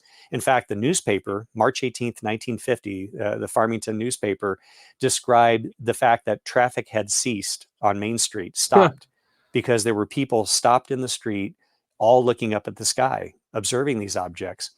One interesting characteristic, though, which is interesting because it was described in Farmington, but at the same time was being described on the other side of the state in Tucumcari. People were describing disc-shaped silver gray objects there as well. But Richard Everett, who was the editor of their local paper, stated they were all silver gray in color except one object, which was larger and red and seemed to be the leader escorting the objects. The exact same description was used in Farmington. People said that there was a red leader escorting the formation. Dude. Now, something I think we need to keep in mind, this was 1950, 5 years after the conclusion of World War II. Many of the men that reported these sightings were retired veterans from World War II. They were pilots, Navy, Army Air Corps pilots that knew aircraft. They knew distance, they knew speed, they were good at aircraft recognition. A number of them stated they had never seen any type of air vehicle like this. There was no tail, there were no wings, nothing, there was no noise. No contrail. We did have rudimentary jets at that time, but there were no contrails. And again, 2.5 days of broad daylight sightings. Before he passed, I actually interviewed one of the living witnesses at the time. He was the last surviving witness mentioned in the Farmington newspaper. And he worked as a teenager at the Perry Smoke Chevrolet garage that was located on Main Street. He was working in the parts department, and he described that as he looked out the window, there were a bunch of people standing at the gas pumps, pointing up and looking. And being a curious individual, as most of us would be, he decided to go out and see what they were looking at. And sure enough, he saw a formation of about 15 to 20 objects moving silently through the air. Many people later said, well, people were just describing leaves or trash blowing in the wind. And I asked him about that. He goes, well, if it was only leaves or trash, why only in all these decades was it March of 1950 that we got deluded by seeing leaves and trash blowing in the wind? He said, no, they weren't leaves. They weren't trash. They were apparently vehicles of some nature that were intelligently controlled because they were moving in a very tight formation and they stayed in that formation. He was very emphatic on that. Crazy stories. I want to go to New Mexico. Yeah, why not? It's one of the states I haven't been to, and apparently it's beautiful. So yeah, those I haven't heard of any of those. Very cool stuff. Yeah, I'm no surprised. data. I'm surprised it didn't get more traction, honestly. I know, right? So those are I think what was that 4 we went through, and mostly in the 50s. Mhm. 50s were cool, man. I like the music from the 50s too. Sometimes I'll play it. Just a cool era. Yeah, I know. And Fallout is from that too, right? They're from that era. It's hard to explain, but essentially, the universe of Fallout, like the culture of the 1950s, remained, even though our technology improved. So it's very 1950s aesthetic, and the music. That's why all the music on the music stations are all from that time period. So even though it takes place in like the very beginning of Fallout 4, I think takes place in 2077, and then later on it's 2293. Yeah, it's 20 years later. Yeah. Anyway, so of course we just made fun of Arrow by saying no, there's no data, right? When there's so much data. So apparently, this is from Merrick VR on Twitter. He goes, "Why is the Senate Intelligence Committee requiring Congress to investigate, evaluate agency to review Arrow's UAP reporting and federal agency coordination? Could it be rooted in Arrow's deeply flawed, error-filled reports?" There it is. Gow. So they're being investigated. Congress is like, well, these guys are obviously corrupt. Something's going on. So they're asking the GAO to go investigate. Good. Yeah. And they should. I'm sure nothing's going to turn up, though, because this is how our government works. Asking the government to look at the government. Yeah, what is that? I mean, they force the private world, to have independence, right? So that you don't have bias. But when it comes to the government, they don't have that system. It's always the government investigating itself. Is the Government Accountability Office, is that part of our government? Or is it is? I mean, they say they're an independent agency, but they are an agency, a government agency. They even investigated Roswell, and they're the ones who turned out saying that that what base is that? The Roswell Air Base, whatever. They destroyed all the documents from that era, which is illegal. Oh, weird! Our government doing something illegal? Who would have thought? So anything, all communications that happened that night on July 7th, gone. We'll never know. Yeah, it's totally a government agency. That's so stupid. It says the U.S. Government Accountability Office is an independent, nonpartisan government agency within the legislative branch that provides auditing, evaluative, and investigative services for the U.S. Congress. Right. It is the supreme audit institution of the federal government in the United States. They do some good work. Well, I just wish we could have a truly unbiased third party in there to investigate. And that's what the UAP Disclosure Act does. They set up a committee that's based on, they bring in people from the private sector and from government that's supposed to go through the documents, but it's not just government people. Well, we need to incorporate this podcast so we can possibly be some of that public sector that gets to come in. Wouldn't that be cool to be on that committee? Do the investigation, because we won't let them get to us. Danny Sheehan his name is supposed to be on there too. Good. On the committee. Mr. Gray Hair. Mr. Gray Hair. Gray Goldilocks. Goldilocks. Grady Hawks. Oh, Mr. Luis Elizondo. The man, the myth, the legend. Yes. Imminent. Inside the Paragon's Hunt for UFOs will be published by William Morrow in August 2024. Yeah, Imminent that's coming is up. my call to action. The stakes could not be higher. This is an accurate portrayal of the events as they happened. This book underwent a 9-month U.S. government security review, and I had senior members of ATIP review the manuscript to ensure everything is exact and authentic. This is more than my story. It is our story. And I wrote it for you, the public, so that there is no question as to what we are dealing with and what the future might bring. After reading it, I think it will be clear why this topic is so incredibly important. Cool. Cool. Very cool. I'm going to order it. Pre-order now. Coming out in a few months. All right, cool. Yeah, I'm definitely. That'll be a great read. Oh, for sure. It's basically when he is about his time when he headed up ATIP. Now the government, he said, went through it and made sure nothing's in there that Yeah, it's interesting. Yeah, it's crazy how they can't say anything. That's all, like whatever they produce has to go through the government also. Mm-hmm. Well, I mean, I guess that's what you sign up for when you work for the government. Yep. Sign your life away. Speaking of books, Diane Pasulka was interviewed by Salon.com, which is a libertarian outlet, I think. Salon? I don't think it's libertarian. Not libertarian? I'm pretty sure it's skewed left. It's titled Apocalypse Now and Always on UFOs, AI, and Encounters with Non-Human Intelligence. The article goes through, like, basically it's always been doom and gloom for humanity. It's the end, it's the apocalypse, but it never happens. But then Pasulka gets interviewed by the author. And basically why they go to her is because she studies religion, right, and UFOs. I mean, that's how she first started out, was religious studies, and then she looked at UFOs. Everyone knows her story now, and now she's a believer after what she's it's 2 books. Encounters is a new one, I think. Cosmic America, American Cosmic. So for people who see these routinely, and there are people who do, it's much different. I was shocked to find that the government was studying this. The first book I did was American Cosmic, and I met people in programs who studied this, scientists at the top of their game, Gary Nolan at Stanford University being one of them.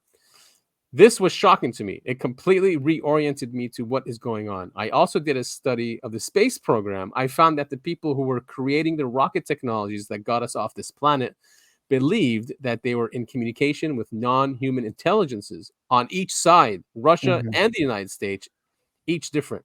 Russia had more of a Christian inflection, and people like Jack Parsons in our program thought of it in much more wild, esoteric ways.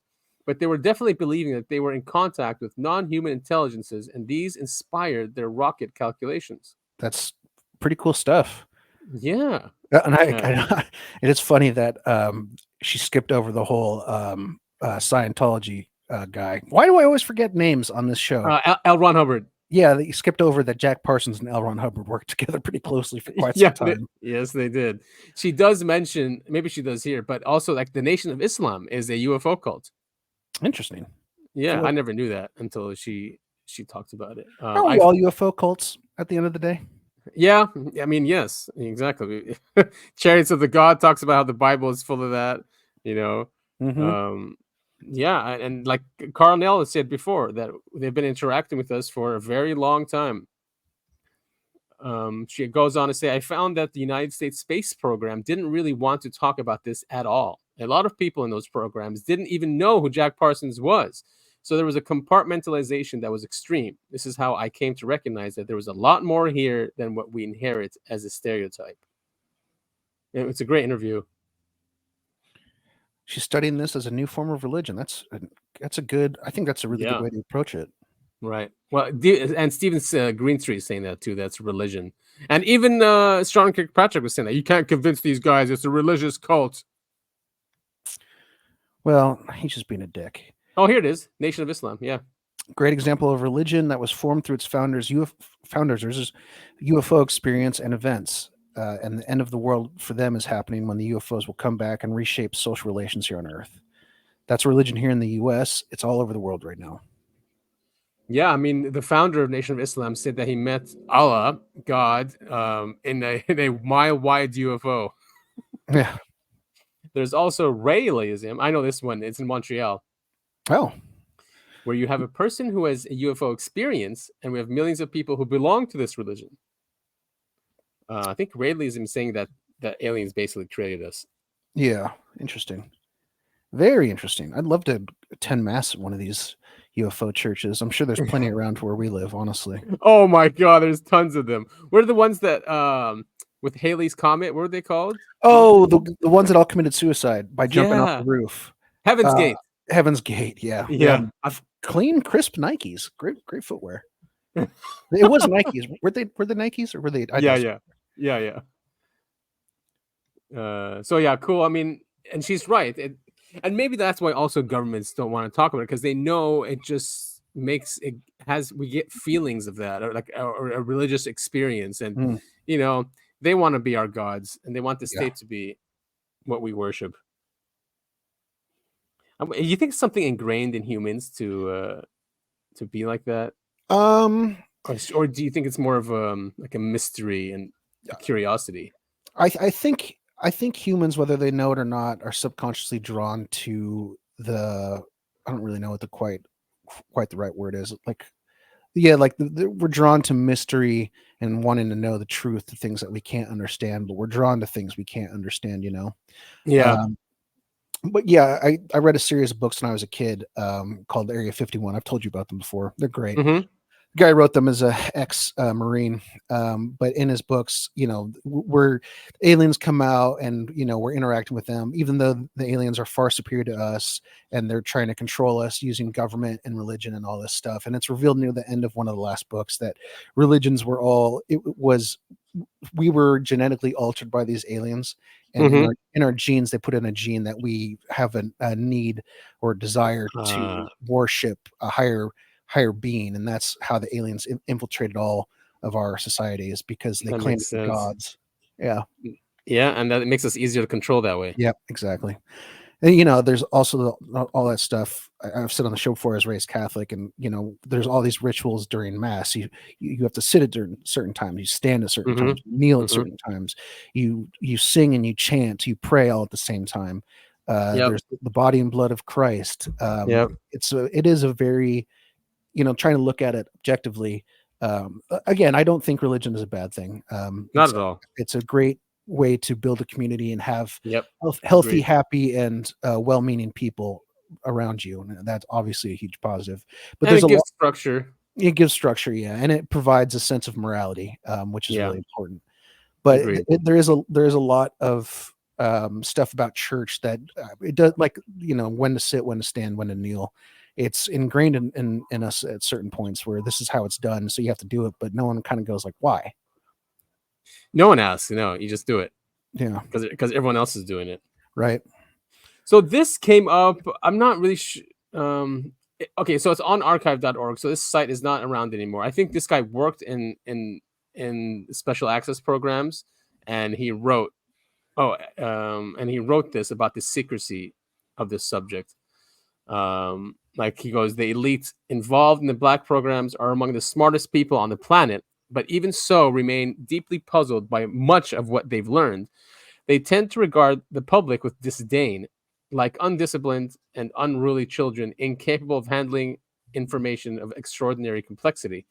While officially supporting democracy, the black program elite in reality espouse a kind of benevolent dictatorship or enlightened oligarchy by those, such as themselves, who have earned the right to know and to make decisions in the best interest of civilization, to which the ordinary person, being lazy and easily distracted, is not motivated or qualified to contribute anyway. The average American cares more about the Super Bowl than about life elsewhere in the universe. The intellectual mentors of those with clout and power are Plato and Machiavelli, not Aristotle and Jefferson.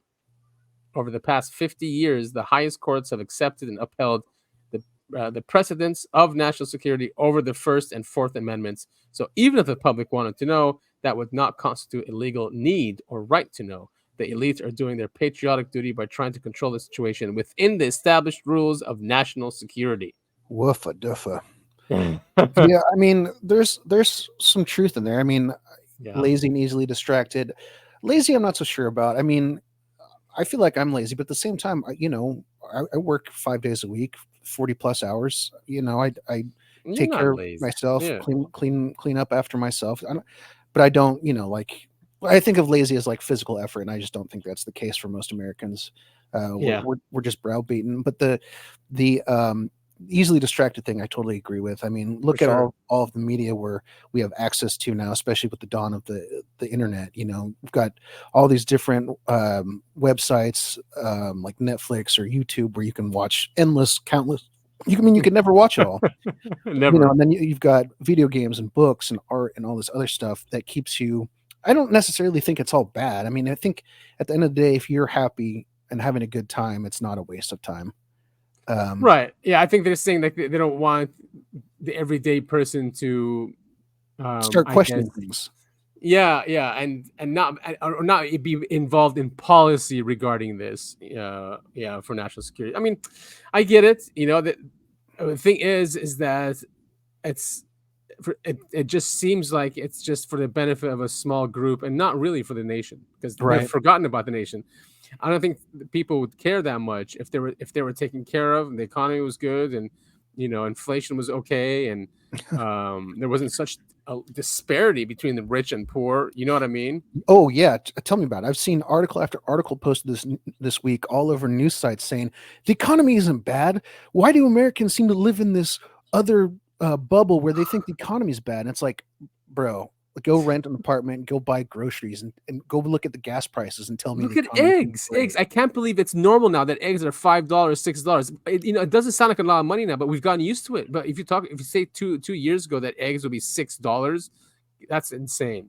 I mean, yeah, it's just I can't stand those kind of people. Anyway, that's a little off track. Yeah, and all this work in the economy, we know something is up. I mean, I know too. It's just not the same. It's not. No. People are more careful. Their companies are not spending or investing as much. E-commerce is terrible. That's maybe not for the big guys. You sent me this. I did see something. A lot of news about this too. Yeah, U.S. believes Russia launched a space weapon in American satellite path, and this is coming from Reuters. 22nd May. U.S. Defense Intelligence believes that the satellite Russia launched last week is a weapon capable of inspecting and attacking other satellites, as the Russian space apparatus has been tracking a U.S. spy satellite in orbit. So we have a spy satellite, and they're upset that the Russians are looking at that going, we don't want that over our country. Get out of here. That's so stupid. Hey, we're spying on you. Leave us alone. Yeah. How dare you? Quote from U.S. Spacecom: "We have observed nominal activity and assess it is likely a counter space weapon, presumably capable of attacking other satellites in low Earth orbit. Russia deployed this new counter space weapon into the same orbit as the U.S. government satellites." Duh. It's probably Ukraine. Space Wars. Well, Star Wars. I love those movies. The Russian satellite appears to be trailing USA 314's orbital path at a faster speed, suggesting the two will eventually come into closer proximity. Reuters emphasized that the Russian satellite deployment occurs amid U.S. accusations that Russia is developing space-based nuclear weapons capable of destroying entire satellite networks. No. Great. Keep the nukes out in space then. So, yeah, and then there was an interview after that, and we don't have to go through it, but I mean, he basically said that there are no nukes in space. He's NASA Watch. He's from NASA Watch. He says there are no nukes in space. I don't buy that. That the countries abide by it, and that there's actually peace in space. No, absolutely not. Yeah, absolutely. We wouldn't have made the Space Force if there is. Yeah, there's no way. I highly, highly doubt that. I mean, that was Reagan's wet dream. Yeah. He called it Star Wars. He called it Star Wars, SDI. Strategic Defense Initiative. U.S. Air Force releases first in-flight photos of B-21 Raider, newest nuclear stealth bomber. This thing looks so amazing. Pretty wild, yeah. It is, once again, looks like the B-2, doesn't it? It does, yeah. B-2, the big triangle looking thing. Yep. Is that a B-2? Yep. Right, or is a B-2 the bombers from World War II? No, B2 is the other is the stealth one, yeah. Okay. And this is the upgraded one. I mean, it looks like the Roswell craft. Look at that. Yeah, I mean, from this front angle, it looks like a UFO. Yeah. Obviously, totally. if you look at it from above or below, it's whoa. Yeah, that's pretty cool. It looks like a bird in flight. Yeah, like with its wings back. Of course, this is a nuclear powered one, so it's nuclear powered, right? I don't know. There is electrogravitics, so it does actually float. It uses electrogravitics to make it lighter. The projected wingspan about 140 feet. Smaller than B-2's 170-foot wingspan. Yeah, it doesn't look that big. They're going to acquire 100 more B-21s. Wow, that's a lot of money. Yes, it is. Each one of these is probably like in the billions. Yeah, I was going to say. Because the B-2 was like in the billions. Hold on. Scroll up to the top. No, very top. Very top? Very top. Here? Very top. Very top. Nuclear stealth tech bomb. Scroll down to the. I'm trying to figure out if it's nuclear powered. I thought. Nuclear stealth bomber. So just I'm trying to figure out if that means it's nuclear powered or if it just it's able to carry nuclear weapons. Definitely, it carries nuclear weapons. But if it's powered, it could be. I mean, I know that the older one, the B2, used electrogravitics, so I'm sure they have something else. I don't know, because if it's nuclear powered, hypothetically, that means it could stay up in the air for a very, very long time. Oh yeah, exactly. Like months or years, probably. Not that you ever could store enough food on there. Northrop Grumman, long-range striker bomb capable of carrying nuclear weapons. Okay. I don't think I'm sure they wouldn't tell us how it works. No, even the B2 is still classified. Yeah. So anyway, cool stuff. Yeah, we're still making really cool airplanes. Yeah, keep your eyes on the sky, people. Yeah. So something else is going on. This is crazy.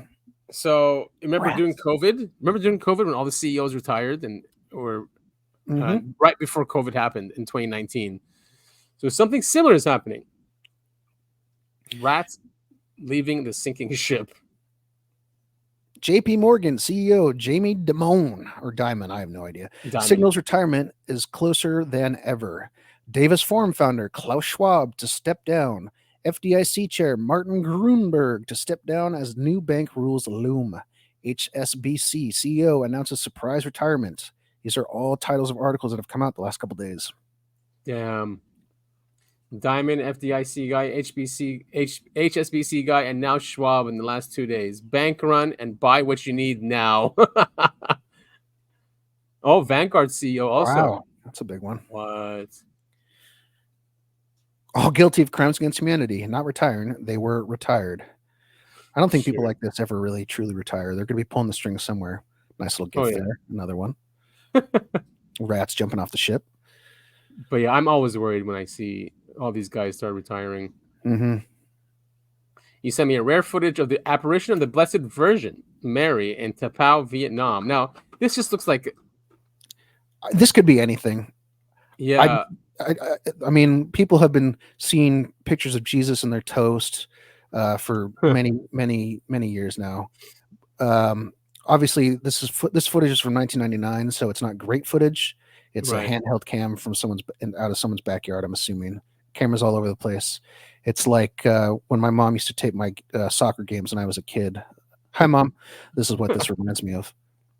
Yeah, so it's something floating in the air that looks like it could be like, it looks like it's on like a bright fire almost. You know what it reminds me of a little bit is we covered Skinwalker a long time ago now, but even in the book and the documentary, they talk about how the people that lived on the ranch said they would see what looked like floating, burning piles of haystacks. Yeah, and that's kind of what this reminds me of, like a burning bush kind of thing. Yeah, exactly. So, and I think it shows us now. Is a statue that they show, right? There's an actual statue in the mountain at the end. Is that where that's supposed to be? Like right here. Like that's not an apparition, but that's an actual statue, right? Right, and it's not nearly big enough to be what that last footage was. Okay, all right. So they're trying to conflate the two, or they're just using that for comparison. I don't know. I think this video's in a different language, right? Yeah.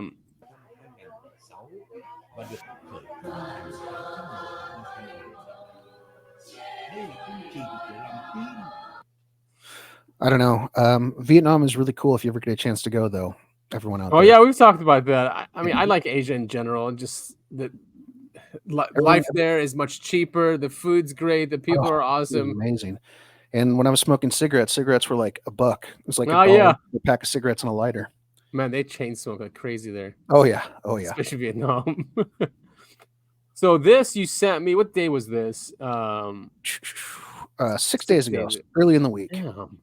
So the sun is being really active, but this is really scary when you see like it's a giant wall of fire with tornadoes flying out of the sun. I mean, this is some metal stuff right here.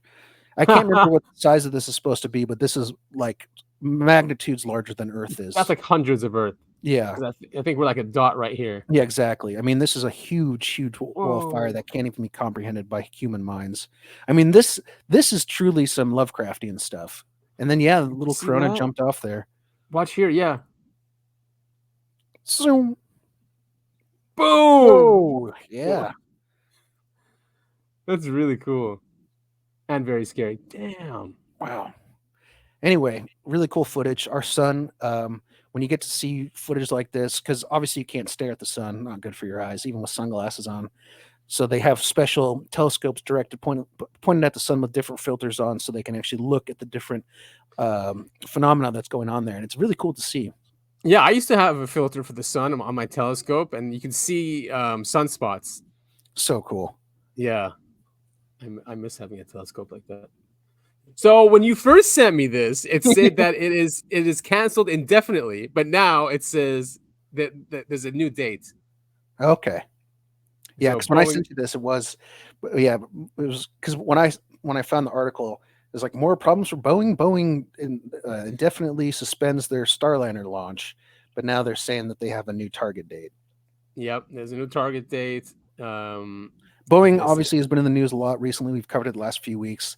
Their planes they can't keep them in the air. The one job a plane has to do is stay in the air, and they just can't get it done. That's so freaky. And yeah, they're killing whistleblowers. Yeah, they're killing whistleblowers. Yeah.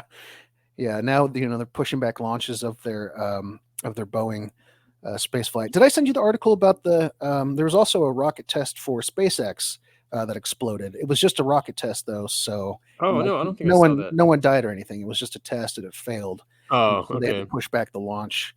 Like from what I understand, it wasn't even attached to anything. It's literally just a test of the rocket. Oh god. Like Okay. They do that a lot. Yeah. So it they was blow up normal. a lot of things. Yeah. Oh yeah. Can't So- make an omelet without breaking a few eggs. Agreed. And Can't so go to this is space without killing some whistleblowers. Sorry. so this is supposed to carry astronauts, Yeah. right? Really, the tip? Yeah. Starlink is That since doesn't the top seem- United launch after the planned launch was scrubbed. Starliner's first flight carrying astronauts, is now expected to lift off no earlier than June 1st at 12:25 p.m. with several backup. Okay. So June 1st is their date. Yeah, June 1st. Okay, that's not that far away. That's like a No. couple days, isn't it? Yeah. So here we go. The updates comes after several previous delays this month, and a week after Starliner missions teams reported a small helium leak in the service module of the spacecraft. They traced the leak to a part called a flang on a single reaction control system thruster, where helium is used to allow thrusters to fire. Yeah, would not. If I was one of those astronauts, I'd be like, "I'll catch the next one, guys. You guys can have this one." I always wanted to be an astronaut. Yeah. Oh, this is what I wanted to show you. Just in, bill to ban the Federal Reserve from issuing a CBDC passes the House. Yeah. Yeah, they actually did something for the people. It's probably for them too. Gonna go nowhere, but who knows? But I mean, that's great because CBDCs are scary, right? I mean, that would completely just end freedom forever. I don't like that this is a partisan thing. You see that all of the Democrats voted nay except for 3. Well, and of course, there's the was that non-vote envy? They just say present instead of voting. Oh yeah, they don't want to be on record. Yeah, but Republicans, a lot of them said yay, which is great. I mean, CBDCs is programmable money. I mean, you'll get paid with CBDCs. It will expire in time. If you buy too much meat, for example, for that week, and you're not allowed that much meat, then you won't be able to buy meat with that CBDC, even if it's your money. Yeah, you know? I mean, it's the Chinese social credit system, but just a little bit different. I mean, and that's what they want to do that's the plan, actually, when this system, the Federal Reserve System, collapses, the plan is to move CBDCs. So I don't know if there's going to be a choice. You bought too much meat. Time to go eat some soy. Yep. And then there's a guy who was on Rogan. You spent too much time at the gym this week. You can't go in. Yeah, or something like, those dissidents, those COVID dissidents, like Malone. Basically, if he's a dissident, then his CBDC won't allow him to buy gas or a plane ticket to go have an interview with Rogan. Mm-hmm. That's crazy. Stuff like that. Yeah, it's crazy control. I mean, this is dystopian sci-fi movie future shit. People who want to get away from the government live in tunnels, and the people who live on the surface all think everything's hunky-dory because the government tells them everything's hunky-dory. Yeah, you know what's scary also? I mean, I was reading that, if people's pensions, like say the system is collapsing, right, and people's pensions are going to go to zero, they'll say, listen, if you don't want your pension to go to zero, then you have to switch over to the new CBDC system. And a lot of people are just going to say, okay, they don't want to end up being broke after working their entire lives and saving and investing their money into a system that's collapsing. So if they are offering a new one and say they wipe debt also, they might do that with some people, that they say, all right, you come to this new CBDC systems, we'll wipe off all your debts. And apparently that's what they're thinking to do for countries, all those countries with massive amounts of debt. It's such a stupid thing, though. Anyone who's taken an economics class know that there's no such thing as wiping out debt. It doesn't go anywhere unless you pay it. You can't just say, oh, I had a negative infinity dollars and now I'm back to zero, because that negative infinity dollars is still owed to somebody. Right. I mean, you could do a write-off. I mean, and lots of corporations do that, where when debt cannot be collected, they write it off. So they pass a board resolution, right, and then it's written off. But it's a loss. They take that as a loss on their books. Mm-hmm. So who would take this loss? I guess it would be who's this money owed to? The banks. Yeah. So the bankers would take that loss. I mean, they have trillions anyway. If it truly was that, if the banks were to take the loss, there's no way this would have even passed the House. That's a good point. Yay, Spielberg, he's back. Yes. Summer 2026. A new UFO film for summer 2026. Seems like everyone is getting in while it's hot. He's getting, how old is he? 77. 77 years old. Wow. A new original event film is about, though it was already reported to be about a UFO film. And it's unclear what the entitled project. Okay. It's his own idea. David Coep is writing the screenplay. Do we know who that is? I don't know who that is. I'm assuming it's someone who's worked with Spielberg before, though. Yeah. Like Close Encounters of the Third Kind, Schindler's List, E.T. I mean, Spielberg always has had an interest, it seems like, in UFOs and the paranormal. Like Raiders, like I'm looking at Raiders, like this list here: Raiders of the Lost Ark, E.T., Close Encounters of the Third Kind. I mean, that's all not your run-of-the-mill, kind of movie. I mean, AI even had aliens in it at the end. Yeah, that's right. He brought that in. It wasn't in the original script. I don't think those were aliens, right? They were just super advanced robots, I thought. No, they were beings. No, they acted like beings, but I could have sworn, because he's like the kid in AI is like a robot, right? And he keeps traveling into the future, like by being shut down or whatever. I barely remember the movie.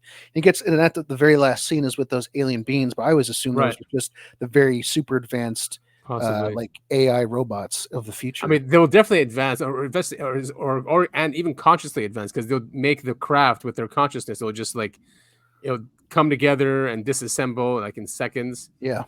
But yeah, that was actually my favorite part of the movie, is at the ending, how they try to recreate his mom and bring her back. Yeah, I haven't watched it for like years and years and years, over a decade. But I remember I didn't like it that much. I thought it was way too long. But like I said, I haven't watched it anytime recently. Yeah, so I rewatched it, I think, a couple months ago with my daughter. I really liked it. I didn't like the original one. I thought it was too cheesy. I just thought the kid, he's such a good actor, but he creeped me out.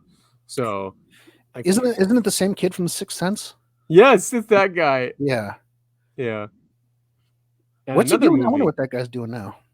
I don't know. What's his name? I can't remember his name. If I remember right, he played a funny character on that TV show The Boys that I like. If that's the same kid. Doesn't matter. I can't remember his name. Dude, have you heard the stories coming out about the director? What's his name? Francis Ford Coppola behind this? No, what? Apparently, like, he was just a complete psychopath when directing this. He constantly was having like the attractive women on set sit on his lap. He would be late to showing up to shooting stuff because he'd be hiding in his trailer smoking weed. And like, you're kidding me. And when it was premiered at Cannes, they had it on stage, like not on the screen, like someone come out on stage and act like they were part of the movie, interviewing one of the characters on the screen. Dude, isn't he like 80 years old or something? This is going to be either the most bizarre movie of all time or just a huge flop. Yeah, it does look weird. Do you know? Have you ever watched Metropolis? The movie Metropolis, like the original one from like it was like one of the first movies that came no, out. Wasn't it? it was a newer one that came out. It was animated. So is this a remake of Metropolis? Metropolis. See, the one I'm thinking of was the 1927 film. Right. No, yeah. So they remade it again as an animated one. No, I didn't know that. Yeah, it's really cool. I'll have to check it out.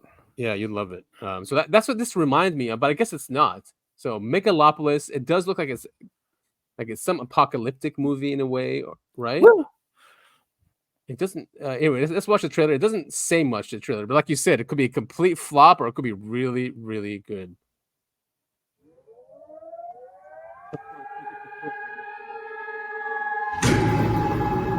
When does an empire die? Does it collapse in one terrible moment? No. But there comes a time when its people no longer believe in it. Don't let the now destroy the forever. Ladies and gentlemen, and children of all ages, welcome. Is this society, is this way we're living, the only one that's available to us?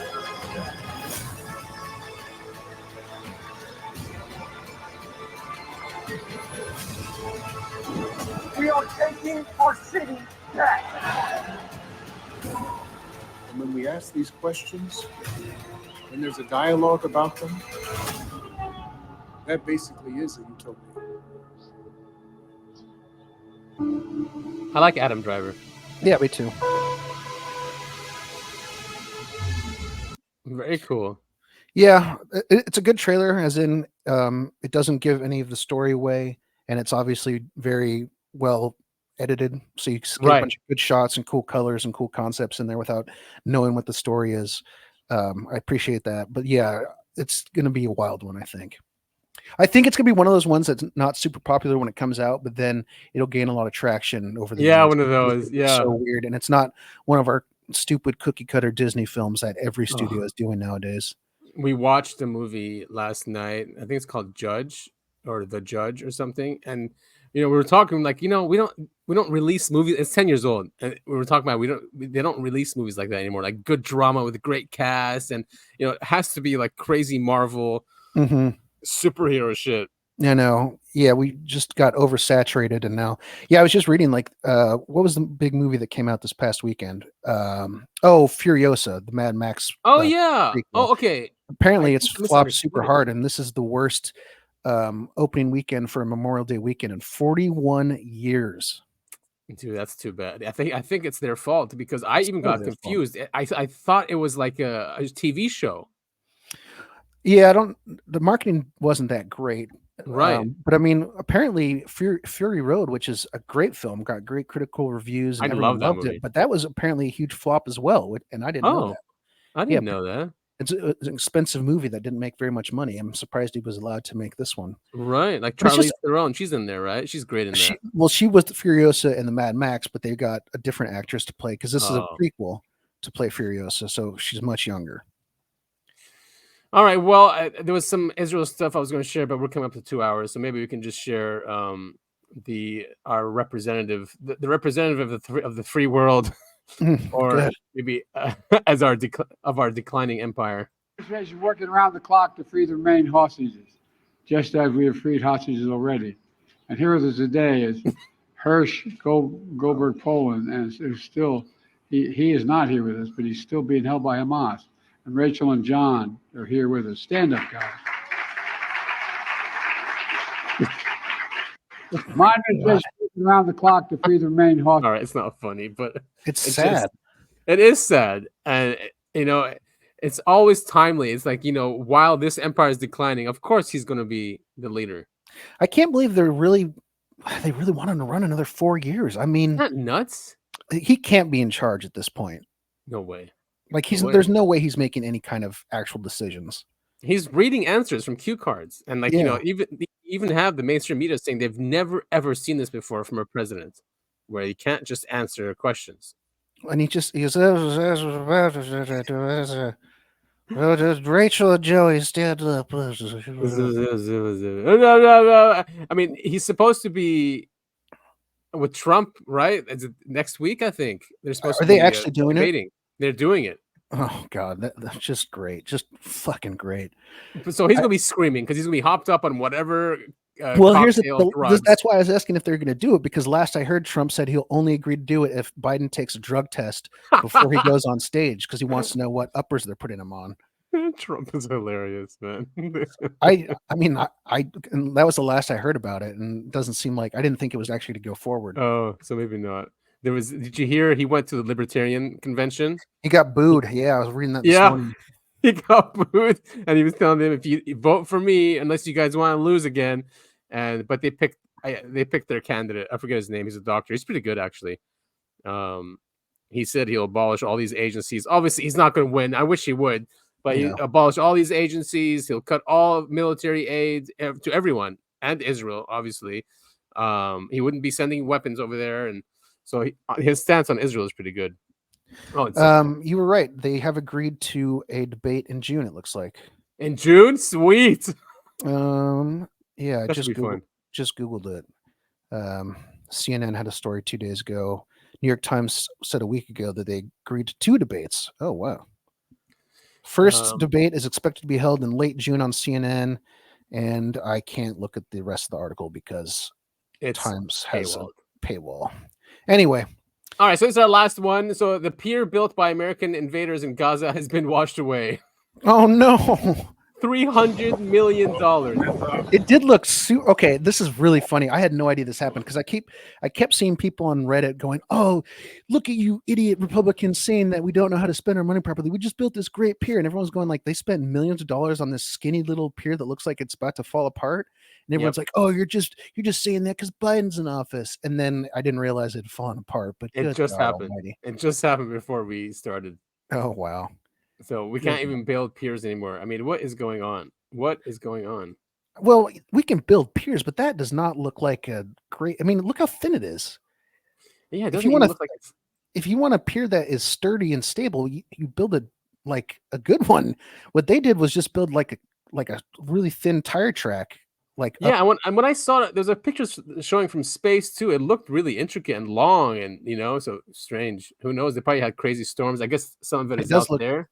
Yeah, it does look pretty stormy. Yeah. I know there's some crazy stuff happening. What are some of the replies? I'm curious. I'm scared because it's going to be all these guys. And it's probably going to be horrific. Okay, it's just You've more. Seen the remix yet? What's the remix? Oh, God. Oh, my God. It's cheesy. It's a song from like Titanic. Yeah. Anyway. They plot and they say God is great. They'll say that the water is anti-Semitic. Oh yeah, how come that? Did I skip that? The Iranian president was. We didn't talk. Did we talk about it last week? Did we mention it? No, that happened this week. That happened this week. Yeah. Yeah.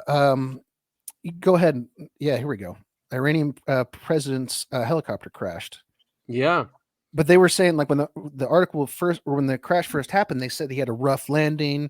There was a bunch of conflicting stories, but then this came out from Turkey, I believe, was who first found the wreckage. And as soon as you saw it, it's an RFID footage, so it's in black and white, or white and black, and you can tell it's a big scorch mark on the ground. I mean, this thing didn't crash land; it crashed. Yeah, exactly. Well, there was 2 other helicopters that made it. Yeah, and it was stormy in the area, low visibility, foggy. Really foggy, but they had a tough time getting out to the wreckage because of how bad the storms were going, I guess. Yeah. But yeah, I mean, when they were flying the helicopters, it was foggy, and they were clearly too close to the ground. I mean, this is the same thing that happened with Kobe Bryant, actually. Exactly. Yes, it was also foggy. It was windy, and he crashed into a mountain. Yep. So I don't think. I mean, Israel wouldn't anyway take responsibility because they never do. But I don't think they did anything here. I think this is just it is what it is. Yeah, it's time for him to go. and his, I think, defense secretary or something. I think I was gonna say, I'm pretty sure. I don't. His number 2. I can't remember what that position is called. Yeah. But anyway, he was on the helicopter with them. I don't know who's in charge now, but it doesn't really matter because they all report to what's his name? Ayatollah. Ayatollah, yes. Which means in Arabic that means Ayatollah means proof of God. So that this person is proof of God. Interesting. Yeah. Interesting. So that is it, cuz that was a lot. That went, 2 hours went by quick. Yeah, we got through a lot today, and yeah, we covered a lot. Of course, if you guys want to look deeper into anything we covered, as always, check the show notes. Adam does a great job of linking everything together, so it's easy to find once you want to go in and do some more research on yourself, or not on yourself, for yourself. Right, and make sure we're not lying to you guys, and we are that there are actual sources to what we discuss here on the show, and you can dive deeper. So I'm sure Topher is going to dive deeper into the consciousness. Yes. Episode with Dolan. Yeah, I'll send that. I'll resend that to you. It's a really, really good interview, especially when they get into like what it means to UFOs and stuff. Yeah, no, I want to. Even that short clip we played, I was like, yeah, okay, I'm all about this. Did I tell you about that one device that they're testing? It helps you with your dreams. Yeah, we talked about it on the show. Okay. Yeah. All right. So I signed up for it for the beta test, but they didn't send me anything. So I didn't qualify, I guess. No, bummer. But that would be fun. Oh yeah, Right? I'm still not totally convinced by it. I feel like I'd get stuck in a bad dream. Dude, don't say that. Okay, I don't want to do it now. But this is what we talked about when we were talking about on the show. That's why I was like, I'm not so sure about this. And then unless there's a fail safe, maybe there's a fail safe or something where it'll something zap like this you where awake. you can control dreams. I feel like, and this happens to me plenty, where I dream I did something or said something and I didn't actually do it, and I get confused because my dreams are so vivid. I get confused. Same. Between my dreams and actual memories. Yes. And Dude. I'd be really scared of that happening on a larger scale, not ever knowing if you're truly awake when you're in the machine. I mean, it's every sci-fi horror movie that's ever existed rolled into one. Right. I think Black Glass did an episode. Black Mirror. Black Mirror, yeah. I mean, there's just the brain is such a so little of the brain is truly understood. And so stuff like this that's messing with something like dreams, which we don't even have a scientific explanation for yet. Right. I mean, that's why I'm so cautious about doing something like this, because I have no idea how it would affect you. Yeah, so it'd be better to just let someone else try it. Let them report on it. If it works out, then I'll try it. I'm not going to sign up for the beta, but like version 2, version 3, in a few years, I'll give it a shot. Yeah, I think they should have a fail safe, something where if you're struggling, that'll like zap you awake, so you're not stuck or something. Yeah, but then it's like, how does it know if you're struggling? And then too many people complain that they got zapped out of a good dream, and then they have to go back to the drawing board. And you ruined it for me. I was married to Marilyn Monroe. Man, I've been having some crazy dreams lately, and very vivid too. Yeah, I was prescribed trazodone from my doctor for my sleep troubles. I don't know if you've ever, no, but it gives you very, very sweet, cool, vivid dreams. Really? Yeah, it's awesome. I have crazy dreams. That's cool, man. Yeah, actually, I have an idea that I want to talk to you about that came from a dream. Okay, nice. Once we're off the air. Okay. It might be something. It might be a stepping stone for something else. I'll put it that way. Okay, cool. Anyway, we want to thank you all for tuning in to episode. Oh wait, you know what? I do want to do a TV show recommendation really quick. Go ahead. Outer Range on Amazon. I watched that. I didn't finish it though. Season 2 came out a week or two ago. I like it. I'm seeing a couple people like it, and some people don't. Why? Because it's slow, a little slow. I think people just like to complain. I like the slowness of it though. It works. It's expansive, if you know what I mean. Like they want Independence Day instead of what we're seeing, because it is a slow burn. It's a mystery that slowly unfolds and adds more layers on top of it as you go on. Just for a quick synopsis, everyone, it's about 2 families that live on large ranges, farms side by side, and they have Montana, right? No, it's in Wyoming. But my hometown, maybe I shouldn't say that. Never mind, not gonna say it. Anyway, these two families are having a dispute over their where their property line is, essentially. But there's a huge sci-fi element to it that kind of is the driver of the show. And there's all these different things that get thrown in, and people have, it's these families that are torn apart and they're trying to get back together, or they're together and they're trying to fight the other family. It's a very, very cool dynamic. It's half There's Western. something mysterious in one of the farms, and the other farm wants to have access to it, right? Yeah. I mean, it's great. Wait, that's cool. And it's got who's the main character? What's his name? Josh Brolin. No. Isn't it Josh? He's the guy who played oh my god. Yeah, never mind. Josh Brolin. Josh Brolin, yes. Thank you. Oh boy. I need to just have Wikipedia open on a separate screen so I can just Google just like who's this actor? Who's this actor? What's this book? What's this movie? Yeah, I mean, a lot of shows have Jamie on that can do that, Jamie, what's Jamie, that? Jamie, bring this up real quick. Yeah. And of course, go check out Twin Peaks if you haven't. It's very, very 90s cheese, but in a good way. Yeah. But yeah, both those Twin Peaks takes place in Washington, but several towns near where I grew up are mentioned during the run of the show, which I really appreciated that because of where they're located in Washington. It would make a lot of sense. Yeah. And same with Outer Range. The towns they mention around them are real places that you can go to. And I have lived in one of them for a large chunk of my life. It just shows you how this land is so mysterious, like the U.S., right? I mean, it's always had that mystery, and there's always these stories. And everywhere you go, every corner of this amazing country you go to, you got all that crazy stuff with UFOs in the Southwest. You've got monsters and Sasquatch up in the Northwest, and then you've got the swamps and the swamp things and all of those mythical, scary bug creatures in the Southeast. Northwest, there's Maine. I don't know, something goes on there. Yeah, I mean, not many other countries have that. I mean, maybe Russia does. I'm not sure. I think Russia does because it's also a huge landmass. Yeah, but a lot of Russia, a huge chunk of Russia is completely unpopulated because it's infeasible. Cold. Like it's too cold. You can't grow anything. You can't do anything out there. Whereas, of course, in the U.S., we've got a lot of farmland in the middle of the country, but it's livable. Right. Yeah. And something that I think are wonderful people across the pond in Europe, they don't understand because our states are more like their countries, Yeah, that's true. And that's originally how our founding fathers wanted this country to be. Each state has their own set of rules, but they do have to report to a federal government. But now it's more federal government has every say in the world, and they get to make the choices for everybody. Which is complete BS. I mean, yeah, you're right. The founders gave a lot of powers to the states because they wanted decentralized power. Yep. They knew that decentralization is what you need for freedom, and that's why in the Constitution it says whatever it is not explicitly said in the Constitution goes to the states. But our federal government doesn't do that. They just, their way or the highway. Anyway, well, it's for national security. We respect you guys. Back to blue. Yeah. Oh God. Well, I guess that is it from us here at the Uncovering Anomalies podcast. That is, I want to know, Adam. Yes, I want to know exactly. Now I want to believe. You gotta change your AI photo, man.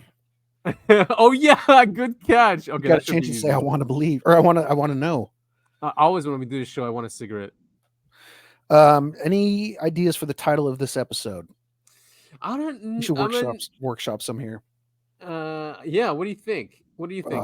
What comes out the most? I mean, consciousness was in there. We went through the stuff about Mexico. All right, get it. Do an AI picture of an alien with an antenna coming out of its brain, sending off signals. And it says the conscious bending reality of UAP. That wasn't very good, but okay, I see what you're saying though. So all right, so I'll try bringing consciousness in there. Yeah. I still really and those guys in the space program say that they communicate with the aliens. Yeah. Something like that. I was really hoping last week, like we talked about during the show, I really wanted you to do that alien like on the side of the road with a crashed UFO, like asking to hitch a ride. Oh, is that what it was? See, I couldn't remember. Like shit, what we talked about the title was, and then I just that's all right. Yeah, it's still good regardless. Anyway, like I said, that's I Want to Know Adam. I'm Space Trucker Topher, and thank you all for listening to episode 73 of UAP, the Uncovering Anomalies podcast. Till next week. Bye-bye.